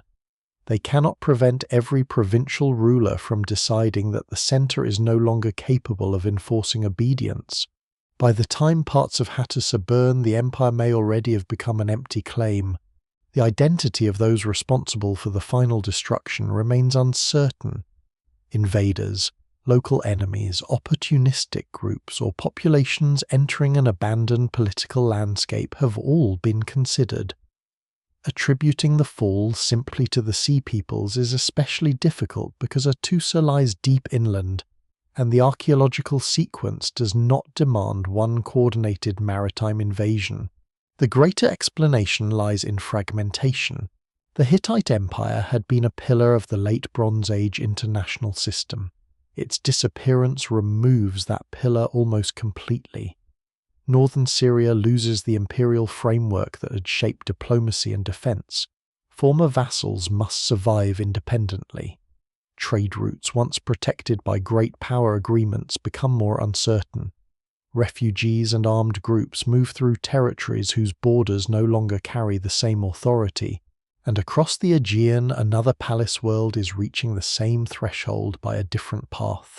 There scribes are still recording bronze-grain livestock and men assigned to guard the coast. Soon their tablets will be baked in the fires that destroy the bureaucracy which created them. Across the Aegean the collapse has a different texture. There is no single Mycenaean emperor whose disappearance can mark the end of the political system, and no equivalent of Hattusa whose fall can stand for an entire civilization. Late Bronze Age Greece is divided among palace-centered kingdoms, each controlling territories of different sizes through bureaucratic administrations, whose records survive mainly by accident. Mycenae, Tyrans, Pylos, Thebes and other centers belong to a shared cultural world, but they are not simply branches of one unified state. Their rulers compete, cooperate, exchange goods, wage war and participate in the wider Mediterranean network. Then within the broader crisis around 1200 BCE, the palace system begins to fail. The buildings themselves reveal the scale of organization that existed before the breakdown. At Mycenae, enormous fortification walls surround a citadel approach through the famous Lion Gate. At Tiryns, walls of similarly massive construction dominate the landscape. Pylos is less heavily fortified, yet its palace contains storerooms, workshops, reception spaces, religious areas, and administrative rooms. These are not merely wealthy houses. They are centers where political power is converted into records, goods, labor, and military organization. The Linear B tablets expose the machinery behind that power. Written in an early form of Greek, they record land, livestock, textiles, Religious offerings, personnel, weapons, chariot components, and allocations of bronze. Their language is practical because the tablets are administrative documents rather than literature. They were usually written on clay that was not intentionally fired, meaning most would have dissolved or broken after becoming obsolete. Fire preserves them. When the palace at Pylos burns, heat accidentally bakes some of its final records hard enough to survive for more than 3,000 years. The destruction that eliminates the bureaucracy becomes the reason modern scholars can read its paperwork. Those final tablets contain one of the most intriguing hints of approaching danger. Records appear to organize men for coastal watch duties and other defensive responsibilities. The exact interpretation remains debated, and the tablets never identify an enemy clearly. Still, they suggest that palace officials are concerned about threats approaching from the sea or along vulnerable coastal zones. This is not evidence that they know the entire Mycenaean world is collapsing. It is evidence that somebody is worried. Soon afterward, the palace is destroyed and does not return as the center of the same bureaucratic state. Elsewhere, the sequence is less clean. Mycenae experiences destruction and rebuilding across different phases. Tiryns also suffers damage yet continues to be occupied. Some settlements survive beyond the fall of the palaces and new communities emerge. This makes it difficult to speak of one Mycenaean destruction event. The palace civilization disappears through a process spread across regions and years. Earthquakes may contribute. The Aegean is tectonically active, and evidence from several sites has been interpreted as earthquake damage. Yet earthquakes alone cannot explain why the administrative system is not simply rebuilt. Mycenaean societies had experienced earthquakes before. A palace damaged during political stability can be repaired. A palace damaged while trade, food supply, security, and elite authority are all deteriorating may not be. Warfare is another possibility. Fortifications are strengthened at several centers during the final Bronze Age, suggesting that rulers perceive growing insecurity. At Mycenae, access to an underground water source is incorporated into the fortified area, a major undertaking that may reflect concern about siege conditions. Tiryns also possesses formidable defenses. These projects require enormous labor, which itself reveals something important. Elites are still capable of mobilizing people even while the system is under stress. But walls are expensive. Every worker hauling stone is a worker whose labor is being directed toward defense rather than agriculture or other production. Every defensive project consumes food organization and political authority. If threats are multiplying, fortification can protect the palace, while simultaneously increasing pressure on the economy supporting it. Internal conflict may also be involved. The destruction of elite centers could reflect competition between rival Mycenaean kingdoms, rebellion against palace rulers, or struggles within ruling groups. Direct evidence is limited because Linear B records almost nothing about political narrative. They tell historians how many sheep belong to an administrative category, but not whether farmers resent the palace. They record military resources without explaining the political atmosphere surrounding their deployment. This silence makes ordinary people difficult to see. The palace system depends on rural communities supplying agricultural products and labor. When that system disappears, those communities do not necessarily disappear with it. Some may even experience the end of palace taxation as liberation, although the insecurity surrounding collapse could easily erase any advantage. Without centralized authority, trade contracts, specialized crafts decline in some areas, population decreases or relocates, long-distance connections become less frequent, the elaborate redistribution systems recorded in Linear B cease. Most strikingly, writing disappears from Greece. Linear B is so closely tied to palace administration that when the palaces vanish, the script loses its institutional purpose. For several centuries, there is no comparable written record from the Greek-speaking world. Greek eventually returns to writing using an alphabet derived from Phoenician models, but by then the political landscape has changed profoundly. This disappearance of literacy does not mean people become unintelligent or culturally empty. Oral traditions continue, farming continues, metalworking continues. Communities maintain religious practices and memories. Some traditions later preserved in Greek epic may contain distant echoes of the Bronze Age, though scholars still debate how much historical information can safely be extracted from poems composed and transmitted long after the palace world vanished. What disappears is a particular kind of society. Large palatial administrations no longer dominate much of the landscape. Monumental construction declines. Rich tomb traditions change. International luxury exchange contracts. Some regions suffer substantial population loss. Settlements may become smaller and political authority more localized. Older scholarship often called the following centuries a Greek Dark Age. The term remains useful in limited contexts, especially for the reduction in written evidence, but it can exaggerate the idea of total cultural collapse. Archaeology now reveals considerable regional variation, adaptation, mobility, and innovation.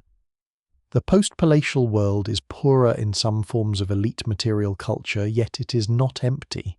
Survivors rebuild life at a different scale. That may be the most important human consequence of the Mycenaean collapse. The people do not vanish, but the institutions that had organized their world become memories. A child born near the ruins of Pylos, a generation after its destruction, might grow up among stones that once belonged to administrative rooms without knowing how to read the marks baked into discarded clay. The script is still physically present, yet the knowledge system that gave it meaning is gone. The palace becomes a ruin before the stories surrounding it have time to become history. Across Greece, this transformation removes another major component of the interconnected Bronze Age network. Ships still sail the Aegean, but the economic structure behind them has changed. Former palace territories fragment. Populations move toward islands, coastal regions, and surviving centers. Some of those movements may eventually intersect with migrations visible farther east. Meanwhile, one great kingdom remains standing. Egypt has watched powers around it weaken or disappear. It possesses agricultural wealth, a deeply rooted bureaucracy, monumental religious institutions, and an army capable of confronting large external threats. Its inscriptions will celebrate victory over the forces pressing toward its borders, but victory will prove to be a strangely hollow word. Egypt survives the lost decade. The world that made Egypt one of several great international powers does not.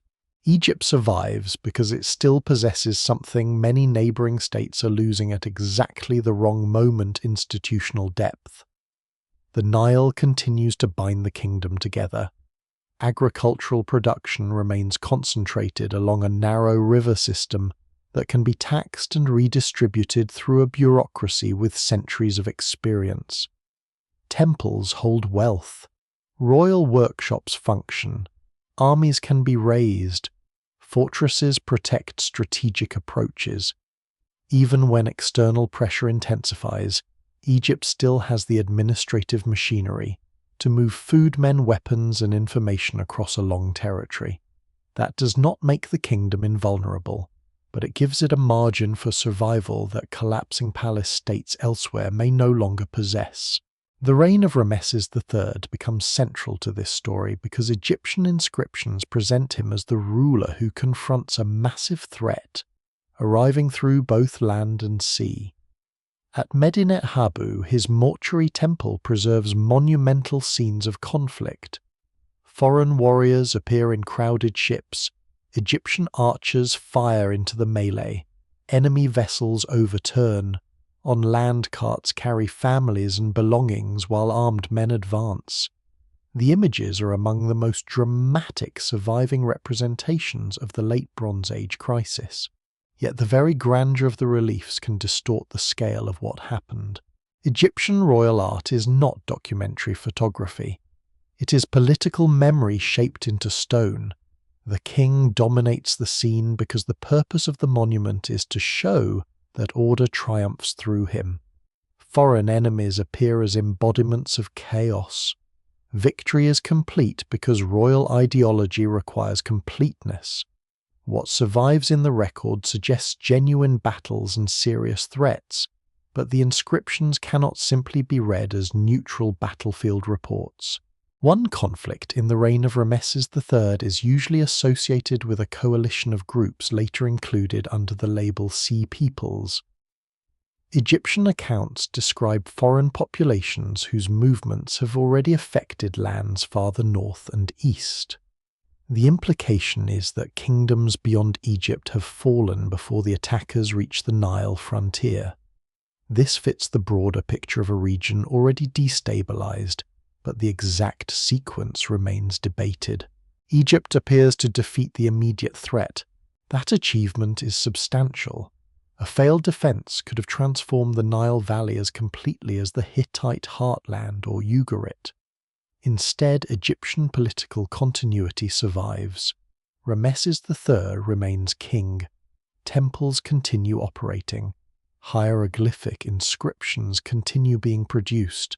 Administrative traditions persist. But beneath the victory scenes, the kingdom is weakening.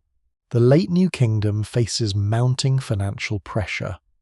Royal construction, temple endowments, military commitments, and administrative costs demand enormous resources.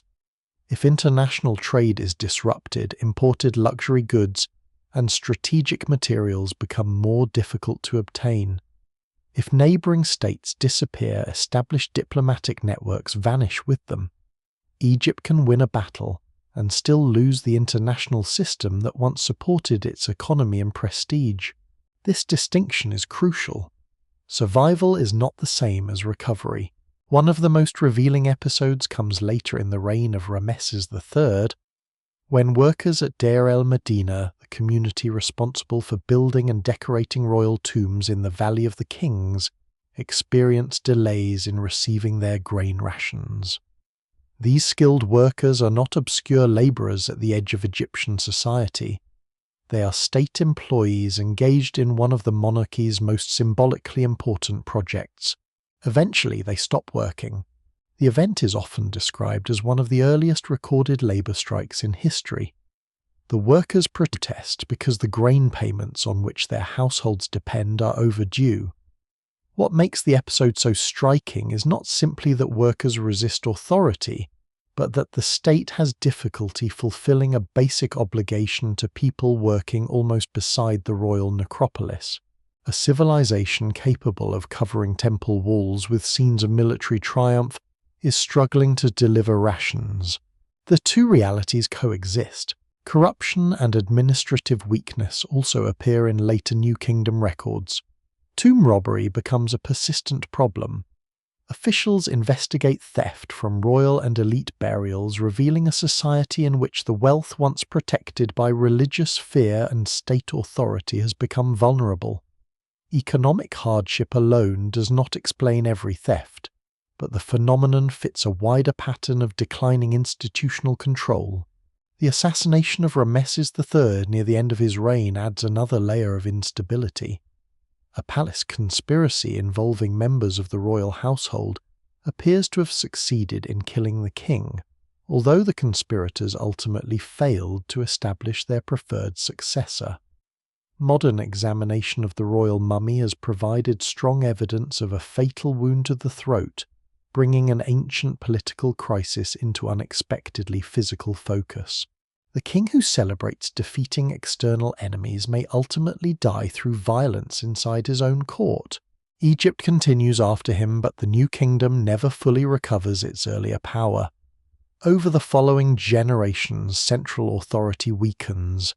High priests at Thebes gain increasing influence in Upper Egypt. Control over territories abroad contracts. Nubian and Levantine possessions become harder to maintain. The kingdom moves toward political fragmentation. None of this happens in one lost decade. Egypt's decline stretches over a much longer period, which is exactly why its experience is so useful. It demonstrates that the Bronze Age collapse does not produce identical outcomes. Some states disappear rapidly. Others survive the shock but emerge diminished. Egypt absorbs damage rather than escaping it. Its geography helps. The Nile Valley is unusually defensible in several directions. Deserts limit large-scale approaches from east and west. The Mediterranean protects the north but also creates maritime vulnerability. Agricultural concentration around the Nile allows the government to monitor production more effectively than states dependent on widely dispersed rainfall farming. When rainfall decreases elsewhere in the eastern Mediterranean, Egypt's river-based agricultural system may provide some protection, although Nile floods themselves can vary, and food stress is never impossible. Its political culture helps as well. Egyptian kingship is ancient even by Bronze Age standards. Local institutions, temples, scribal traditions, and provincial administration have survived earlier periods of fragmentation. The state possesses cultural mechanisms for rebuilding central authority after crisis. Yet the eastern Mediterranean around Egypt has changed beyond recognition. The Hittite great king is gone. Ugarit is gone. Mycenaean palaces are collapsing. Trade patterns have shifted. Migrations reshape the Levant. The old diplomatic club of great kings exchanging letters, royal brides' metals and luxury gifts has broken apart. Egypt has defended its borders only to discover that much of the world beyond those borders is no longer the same world. The victory scenes at Medinet Habu therefore preserve a paradox. They celebrate stability at the exact historical moment when stability is becoming impossible to sustain in its old form. Rameses III appears eternally victorious on stone, but the economic and political system behind the monument is already under strain. The question becomes unavoidable. Why are so many different states weakening within such a narrow span of time? Enemy movements explain some destruction. Internal instability explains part of it. Trade disruption clearly matters. Earthquakes may contribute, but beneath all of them may lie a slower pressure capable of affecting harvests, migration, conflict, and political legitimacy at the same time. Across the eastern Mediterranean, the climate itself may have been turning against the societies built upon it. Climate leaves no royal inscription announcing that it has changed. It does not conquer a city, sign a treaty, or appear on a battlefield wearing a recognizable helmet. Its evidence accumulates quietly in lake beds, cave formations, pollen grains, marine sediments, and ancient soils. That makes it an unusually difficult suspect in the collapse. Archaeologists can excavate a burned palace and know that fire occurred. Determining whether a sequence of dry years helped create the political conditions behind that fire requires a much longer chain of evidence. Yet over recent decades, that chain has become increasingly difficult to ignore. Several paleoclimate studies have identified evidence consistent with increasing aridity in parts of the eastern Mediterranean around the transition from the Late Bronze Age to the Iron Age. Pollen records can reveal changes in vegetation associated with reduced rainfall or altered land use. Lake sediments preserve environmental shifts. Cave deposits contain chemical signatures influenced by precipitation. Marine cores can record broader changes occurring across centuries. These sources do not all produce identical dates or patterns, and scholars still debate the severity, geographic extent, and precise timing of the dry conditions. But the emerging picture makes prolonged environmental stress plausible. The important word is prolonged. One bad harvest is a crisis. Several poor harvests within a generation can alter society. Rain-fed agriculture depends not merely on annual totals, but on timing. Rain arriving too late can be almost as damaging as too little rain. A dry winter may reduce grain yields. Poor pasture weakens livestock. Wells and springs become less reliable. Seed grain consumed during one shortage leaves less available for the next planting. Families begin selling or slaughtering animals that normally provide long-term security. The first year can be survived from storage. The second consumes reserves. By the third or fourth, the problem becomes political. Palace economies are especially exposed because their authority depends partly on redistribution. A ruler collects surplus during normal years and can return food during emergencies, reinforcing the idea that centralized power provides security. But prolonged scarcity reverses that relationship. Storehouses empty. Officials continue demanding taxes because armies and specialists still need rations. Rural producers increasingly see the palace not as protection but as another mouth. At that point, climate stress becomes social stress. Migration is one likely response. People rarely abandon familiar land casually. Farms contain generations of labor local knowledge, family graves, water rights, and social relationships. But when remaining becomes more dangerous than moving, populations begin to shift. Some relocate only a short distance toward better water. Others move into cities, increasing pressure on urban food supplies. Pastoral groups may alter seasonal routes. Entire communities may eventually cross political boundaries. Those movements can create conflict without requiring any group to begin as an invading army. A region capable of feeding one population may struggle when thousands of newcomers arrive during its own poor harvest. Local rulers may resist settlement. Migrants may seize resources when negotiation fails. Armed escorts become necessary. People who once traveled as families can become militarized because movement itself is dangerous. This provides one possible environmental background for the migrations associated with the Sea Peoples, but it does not prove a direct line from drought to invasion. Their origins remain disputed, and some groups may come from regions where local conditions differed significantly. Climate is not a universal explanation. It is better understood as a pressure multiplier. The same drought can produce different outcomes depending on political resilience. A well-organized state with grain reserves and secure trade routes may survive. A kingdom already facing dynastic conflict and warfare may fracture. A coastal city connected to reliable food imports can compensate for local failure until maritime security disappears. A farming village with access to groundwater may endure conditions that devastate another settlement a few valleys away. This explains why environmental stress and uneven archaeological destruction are not contradictory. The climate does not need to destroy every city directly. It only needs to reduce the margin for error. The Hittite Empire illustrates this mechanism. If central Anatolia experiences repeated agricultural difficulties, imported grain becomes increasingly important. That requires secure access through dependent territories and functioning ports. But if political unrest and maritime attacks disrupt those routes, the empire loses the very solution that could have protected it from drought. Ugarit faces the opposite side of the same equation. Its position on international routes normally makes it resilient because goods can be imported. Yet when ships become threats rather than suppliers, connectivity becomes dangerous. The city's advantage turns into exposure. Mycenaean Greece presents another complicated picture. Environmental stress may have affected agricultural productivity in some regions, but the evidence does not support treating drought as a simple explanation for every palace destruction.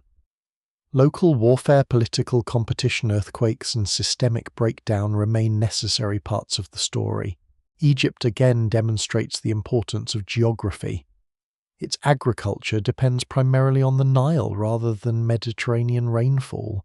That does not make Egypt immune to environmental variation, but it gives the kingdom a different ecological foundation.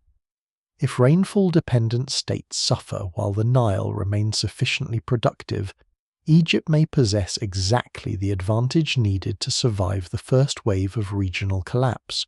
A lesser-known dimension is that famine can transform warfare itself. Armies require surplus. Chariot forces are especially expensive because horses need food, skilled handlers equipment, and specialized training. Elite Bronze Age military systems flourish in states capable of supporting such costs. If agricultural production and palace revenue decline, maintaining those forces becomes harder. Meanwhile, smaller mobile groups may become relatively more dangerous. A weakened palace cannot patrol every road or coastline. Raiders do not need to conquer an entire kingdom to damage it. They need only interrupt transport, seize livestock, attack vulnerable settlements, or make merchants unwilling to travel. The economic consequences can be disproportionate to the size of the attacking force. Climate stress can therefore weaken large states while creating conditions favorable to smaller armed groups. Still, caution is essential. Ancient climate collapse explanations can become seductive because they offer a single invisible force behind many different events. The evidence remains incomplete, and chronological correlations do not automatically prove causation. A drought occurring around the same time as a destroyed palace does not prove drought destroyed the palace. Human decisions still matter. Kings choose whether to fight wars. Elites choose how heavily to tax. Communities decide whether to migrate, rebel, cooperate, or raid. States choose whether resources are stored, distributed, or concentrated. Environmental pressure narrows choices, but it does not remove them. That is why the Late Bronze Age collapse increasingly appears not as a climate disaster, an invasion, or an economic crash in isolation, but as an interaction among all three and more. Drought strains food systems. Shortages encourage migration. Migration increases conflict. Conflict interrupts trade. Trade disruption weakens palace economies. Weak governments cannot manage shortages effectively. Political instability further reduces agricultural production. The loop feeds itself. By the time cities burn, searching for the first cause may already be impossible. The deeper mystery is how so many pressures became connected tightly enough that failure in one part of the system could spread across thousands of kilometers. And that brings the lost decade toward its most unsettling possibility. Perhaps no single enemy destroyed the Bronze Age world. Perhaps the system became capable of destroying itself. Once the collapse is viewed as a system rather than a sequence of isolated disasters, the search for one culprit begins to look increasingly misleading. The Eastern Mediterranean around 1200 BCE contains drought, warfare, migration, political rivalry, disrupted trade, possible earthquakes, food shortages, internal unrest, and the weakening of centralized governments. Each explanation has evidence behind it. None explains everything. The more revealing possibility is that several stresses interact until societies designed to manage ordinary crises encounter a combination they cannot absorb.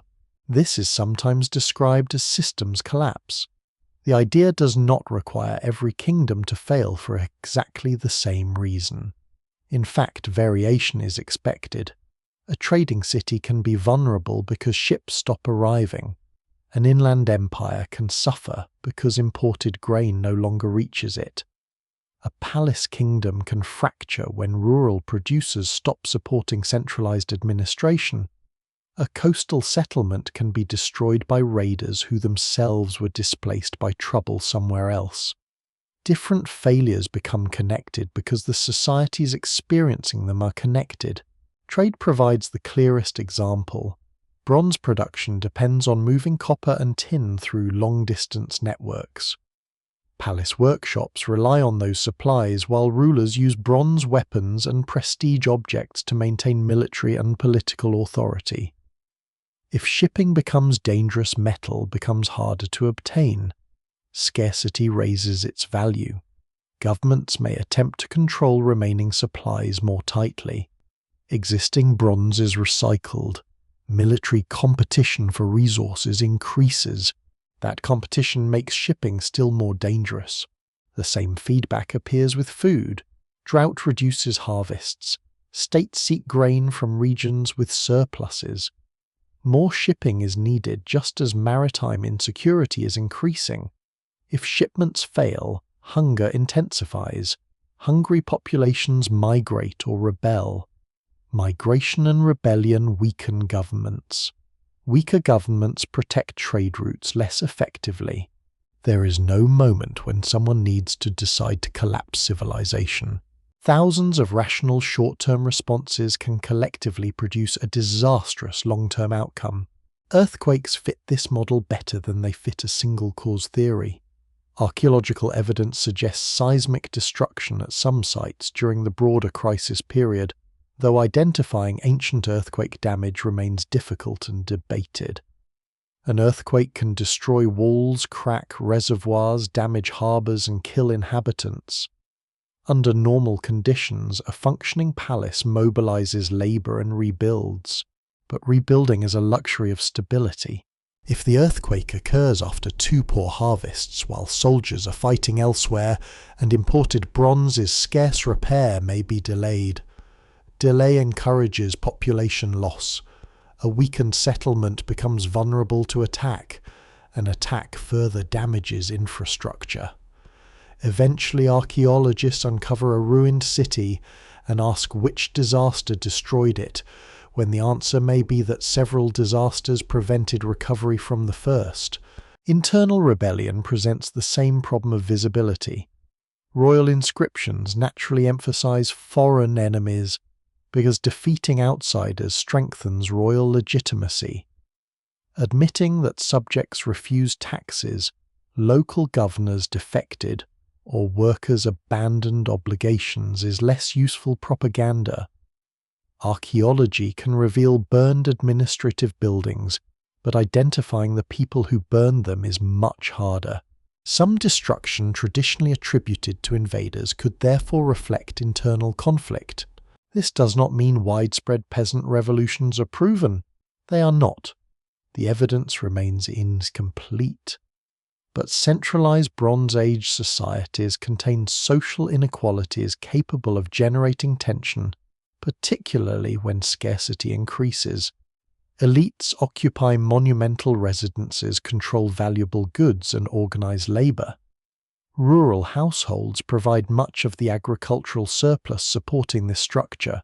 During prosperity, hierarchy can appear permanent. During famine, the palace granary becomes political. Disease has also been proposed as a contributing factor, especially because migration, malnutrition, warfare, and crowded settlements can increase vulnerability to epidemics. Direct evidence for a specific pandemic driving the collapse is limited, however, and disease should not be inserted merely because it is plausible. The same caution applies to every attractive theory. Possibility is not evidence. Technological change may matter in subtler ways. Iron eventually becomes the dominant metal for many tools and weapons, but the collapse is not simply a story in which iron-armed invaders defeat bronze-armed civilizations.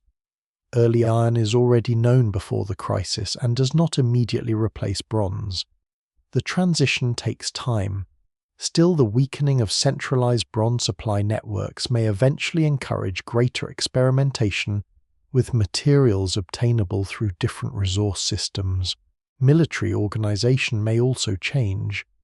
The elite chariot warfare associated with Bronze Age states depends on expensive equipment, trained horses, specialized crews, and centralized support. In a fragmented political environment, smaller infantry forces and mobile armed groups may become more practical. Again, this is gradual rather than a single battlefield revolution. Even piracy becomes more significant when states weaken. A few ships attacking merchant traffic do not need to defeat an imperial navy. They only need to make commercial voyages risky enough that fewer merchants sail.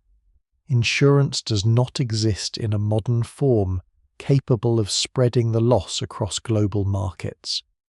One captured cargo can ruin individuals and deprive a city of strategic materials. Fear itself becomes economically destructive. This is where the lost decade becomes almost modern in its logic. Complex systems depend not only on physical infrastructure but on confidence. Merchants must believe routes are usable. Farmers must believe storing surplus is worthwhile. Local officials must believe the king can enforce commands. Soldiers must believe rations will arrive. Allies must believe treaties still offer protection. Once enough participants stop believing the system weakens even before its road ships and buildings physically disappear. The Bronze Age international order had become remarkably efficient at moving resources through specialized networks. Efficiency reduces redundancy. A region does not need to produce everything locally if distant partners reliably provide what it lacks. But when several partners fail, specialization becomes dangerous. A palace cannot suddenly teach generations of specialized craftsmen to become subsistence farmers. A copper-rich island cannot eat copper.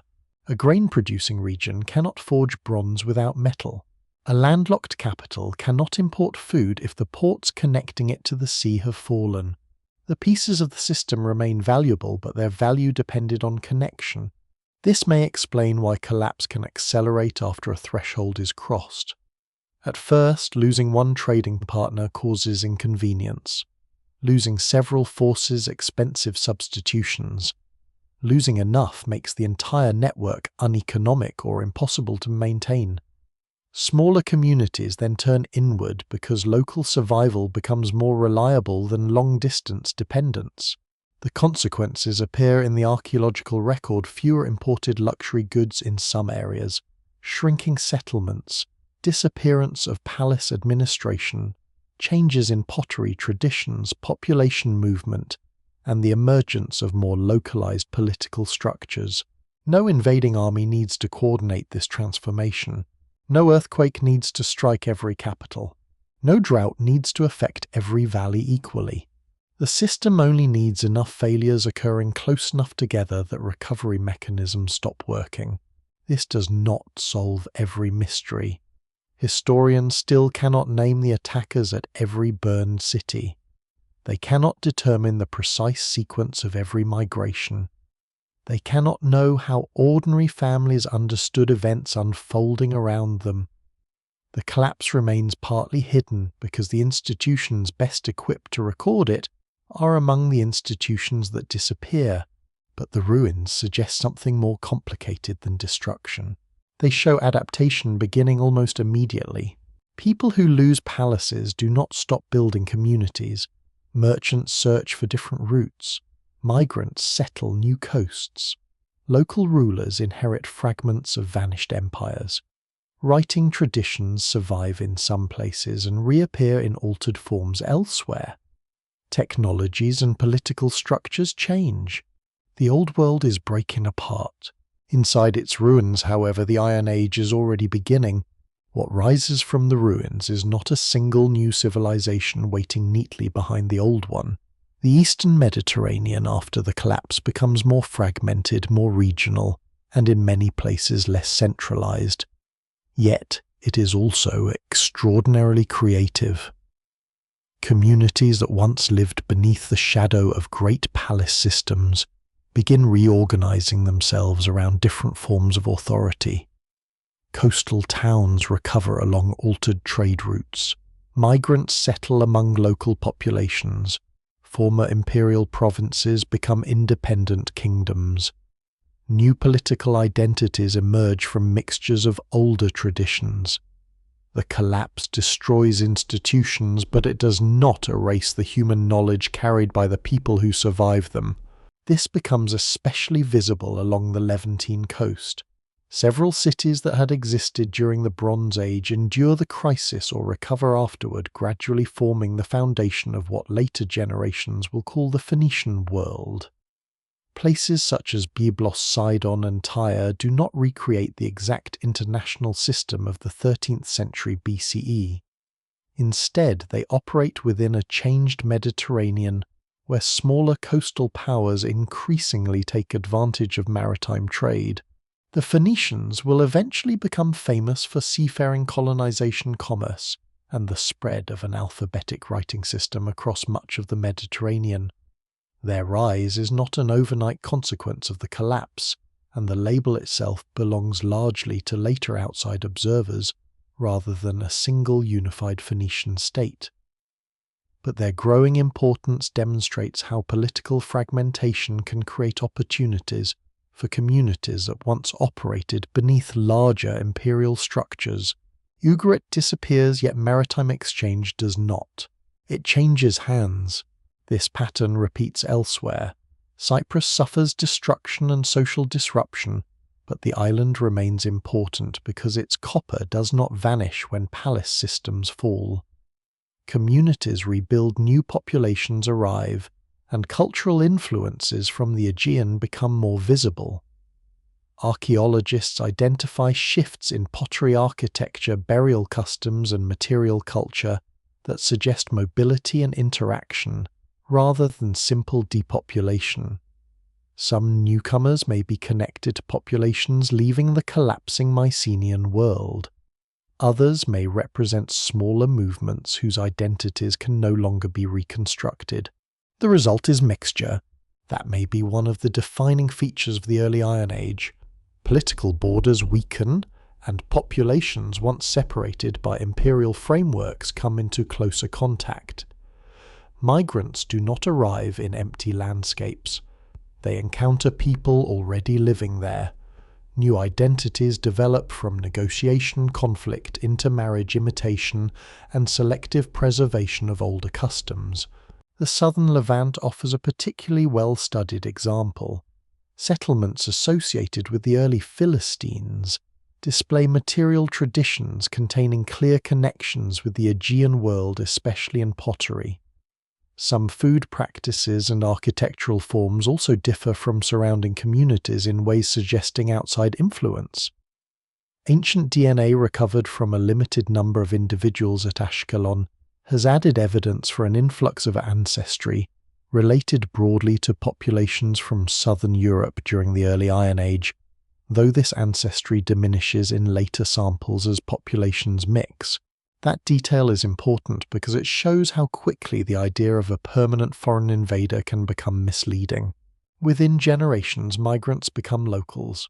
Their descendants speak regional languages, exchange goods with neighbors, adopt new practices, and contribute to political communities rooted in the Levant.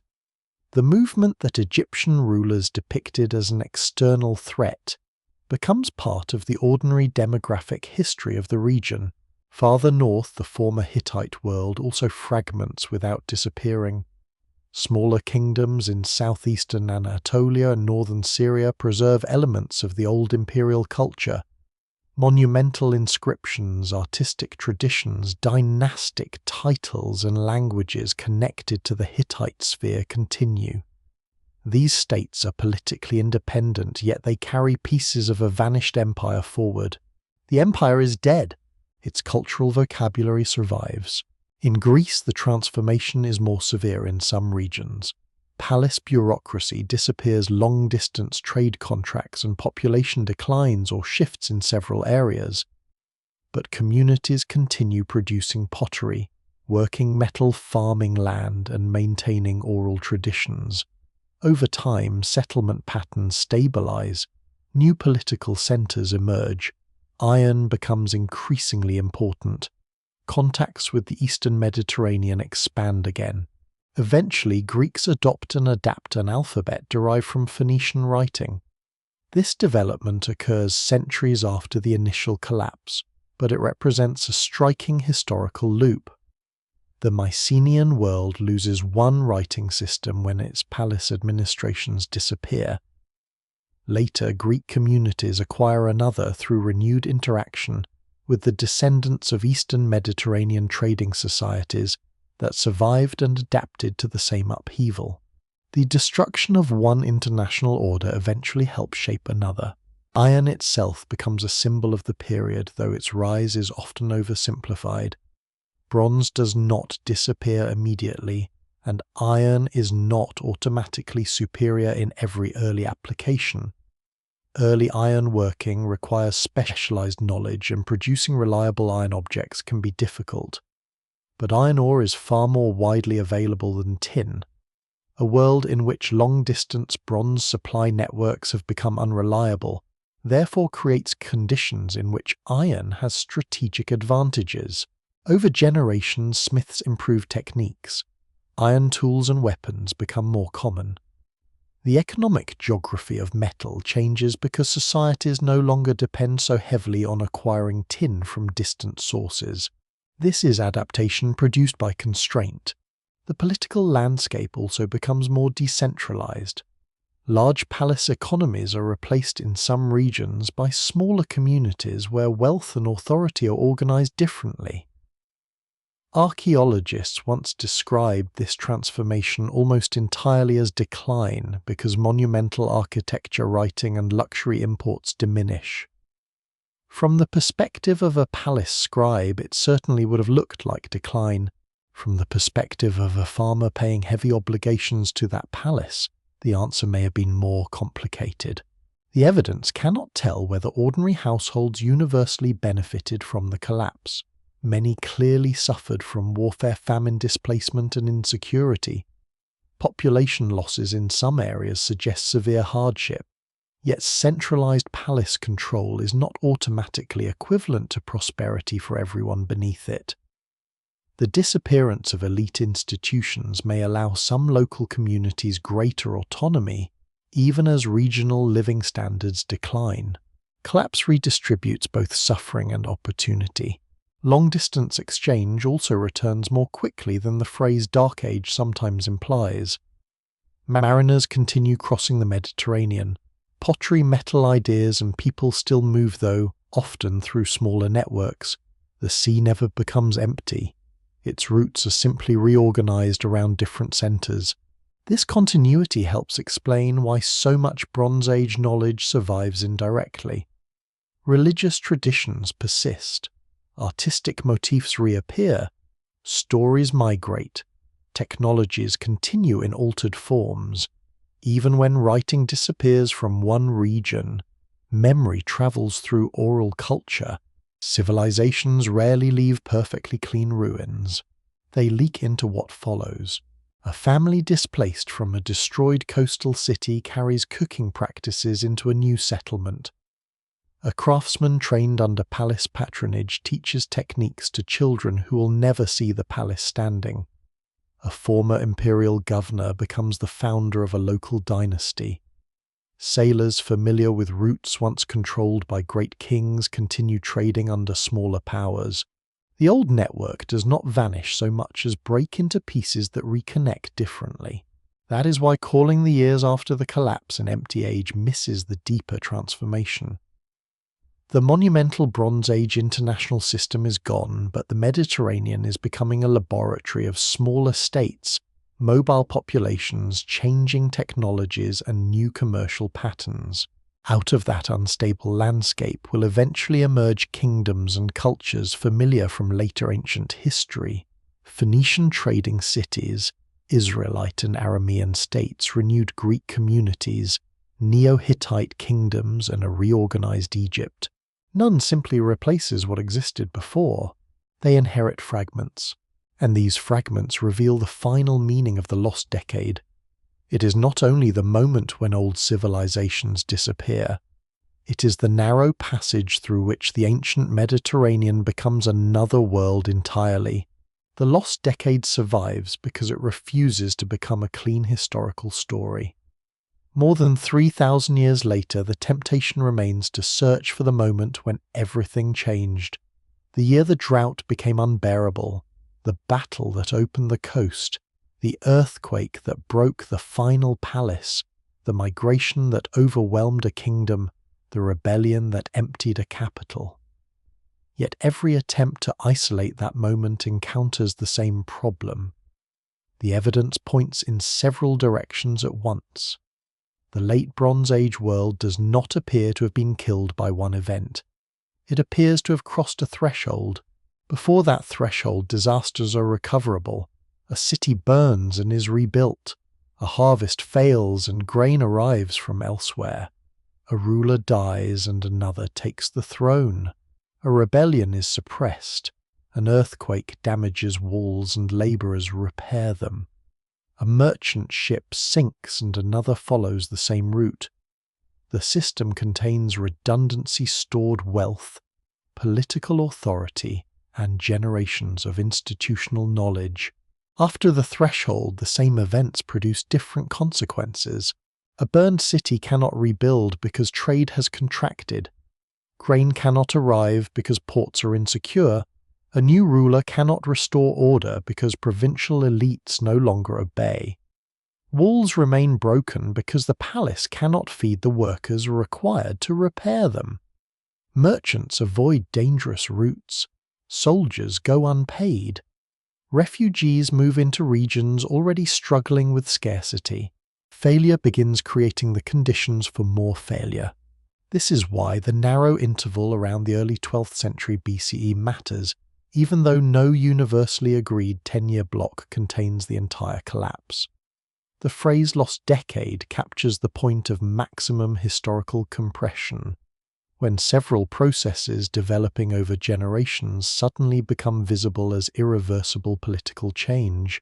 Before it, the Eastern Mediterranean still contains the recognizable architecture of the Late Bronze Age international system. After it, much of that architecture is gone.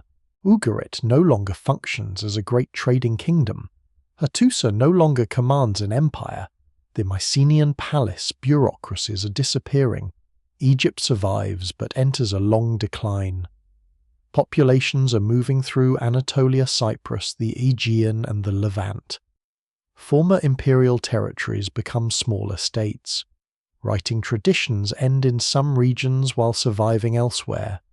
Trade contracts reorganizes and eventually expands again through different hands. The archaeological record preserves this transformation unevenly. A destruction layer can be excavated. Lost confidence cannot. A hoard can be photographed. A failed alliance leaves little physical trace. A clay tablet can preserve an order for troops, but it rarely preserves the fear of the farmer whose sons are being taken away to fulfill it. This means the most important parts of the collapse may be precisely those archaeology struggles to see. Consider the ordinary household living outside a palace centre. Its first experience of collapse may not be an invasion. It may be the absence of something expected. A merchant fails to arrive. A ration is reduced. A tax collector demands more grain. A road becomes unsafe. A relative serving in the army does not return. A neighbouring family leaves its land. Bronze tools become harder to replace. Civilization begins shrinking through missing connections. Then one morning the smoke on the horizon becomes visible. For elites, the transformation can be even more abrupt. A ruler whose authority is recognized across hundreds of kilometers may discover that his commands no longer travel farther than the nearest loyal settlement. Titles survive longer than power. Palace ceremonies continue because ritual can preserve the appearance of order after practical control has weakened. The last Hittite rulers still campaign. Ugarit's scribes still write. Pylos still assigns men. Egypt still carves victories. The machinery continues moving until individual parts realize the others are no longer responding. That may be the most haunting feature of systemic collapse. There is rarely a clear announcement that the old rules have ended.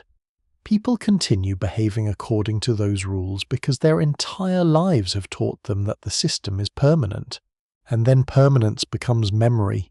Still, the collapse should not be romanticized as an ancient apocalypse. The Eastern Mediterranean does not become empty. Humanity does not lose civilization and begin again from nothing. Many settlements survive, new ones grow, farmers continue farming, ships continue crossing the sea. Craftsmen preserve techniques.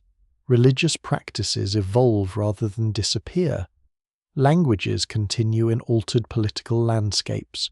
Even literacy survives regionally. while Linear B vanishes in Greece and the Hittite imperial archive falls silent. Writing remains alive elsewhere in the Near East. Alphabetic traditions developing in the Levant eventually become enormously influential. The post-collapse centuries are therefore not simply darkness after light. They are a period when the concentration of knowledge and authority changes. That change has consequences reaching far beyond the 12th century BCE. The weakening of old empires opens political space for new states. Phoenician maritime networks eventually extend across the Mediterranean. Greek communities recover and reconnect with the Eastern world. Alphabetic writing spreads and is adapted. Ironworking becomes increasingly widespread. Political organization moves along paths that the Great Bronze Age courts could not have predicted. The world after the collapse is not necessarily better or worse in one simple sense. It is less like the world before it. This is ultimately why the mystery remains so compelling. Ancient collapse is often imagined through ruins because ruins are what survive, but the real event occurs in relationships. A palace is powerful because people deliver grain to it. A king is powerful because distant governors obey him. A trade route exists because sailors believe the destination will still be worth reaching. A writing system survives because institutions continue teaching people how to use it. Take those relationships away and monumental architecture becomes remarkably helpless. The stone remains. The civilization changes around it. Scholars will continue refining the chronology. New excavations may identify destruction sequences more precisely. Climate records may reveal regional environmental changes in greater detail. Ancient DNA may illuminate migrations. Underwater archaeology may recover ships and harbours from routes that remain poorly understood. Tablets still buried beneath settlements may contain names or events capable of changing parts of the story. But a perfect explanation may never emerge. There may never have been one. The lost decade is perhaps best understood not as a missing page waiting to be discovered, but as the point where many separate stories collided: drought and harvest, kings and farmers, ships and metals, migrants and armies, earthquakes and damaged walls, local ambitions and international dependencies. For centuries, the Bronze Age world had become stronger by connecting itself. Then those connections transmitted instability almost as efficiently as they had once transmitted wealth. The great capitals fell at different moments under different pressures and by different hands. Yet together they crossed into history as one extraordinary transformation. A civilization did not vanish in a day.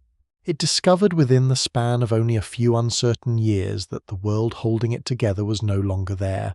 Word count 1:95. The ruins remain quiet after that. Wind moves across the stones of Hattusa through gateways that once measured the passage of kings, soldiers, messengers, animals, and carts. Along the Syrian coast, the ground beneath ancient Ugarit still holds tablets written by people who expected their messages to reach someone. Across Greece, fragments of Linear B preserve lists whose administrators could never have imagined that strangers thousands of years later would study every surviving mark. Time has softened the fires.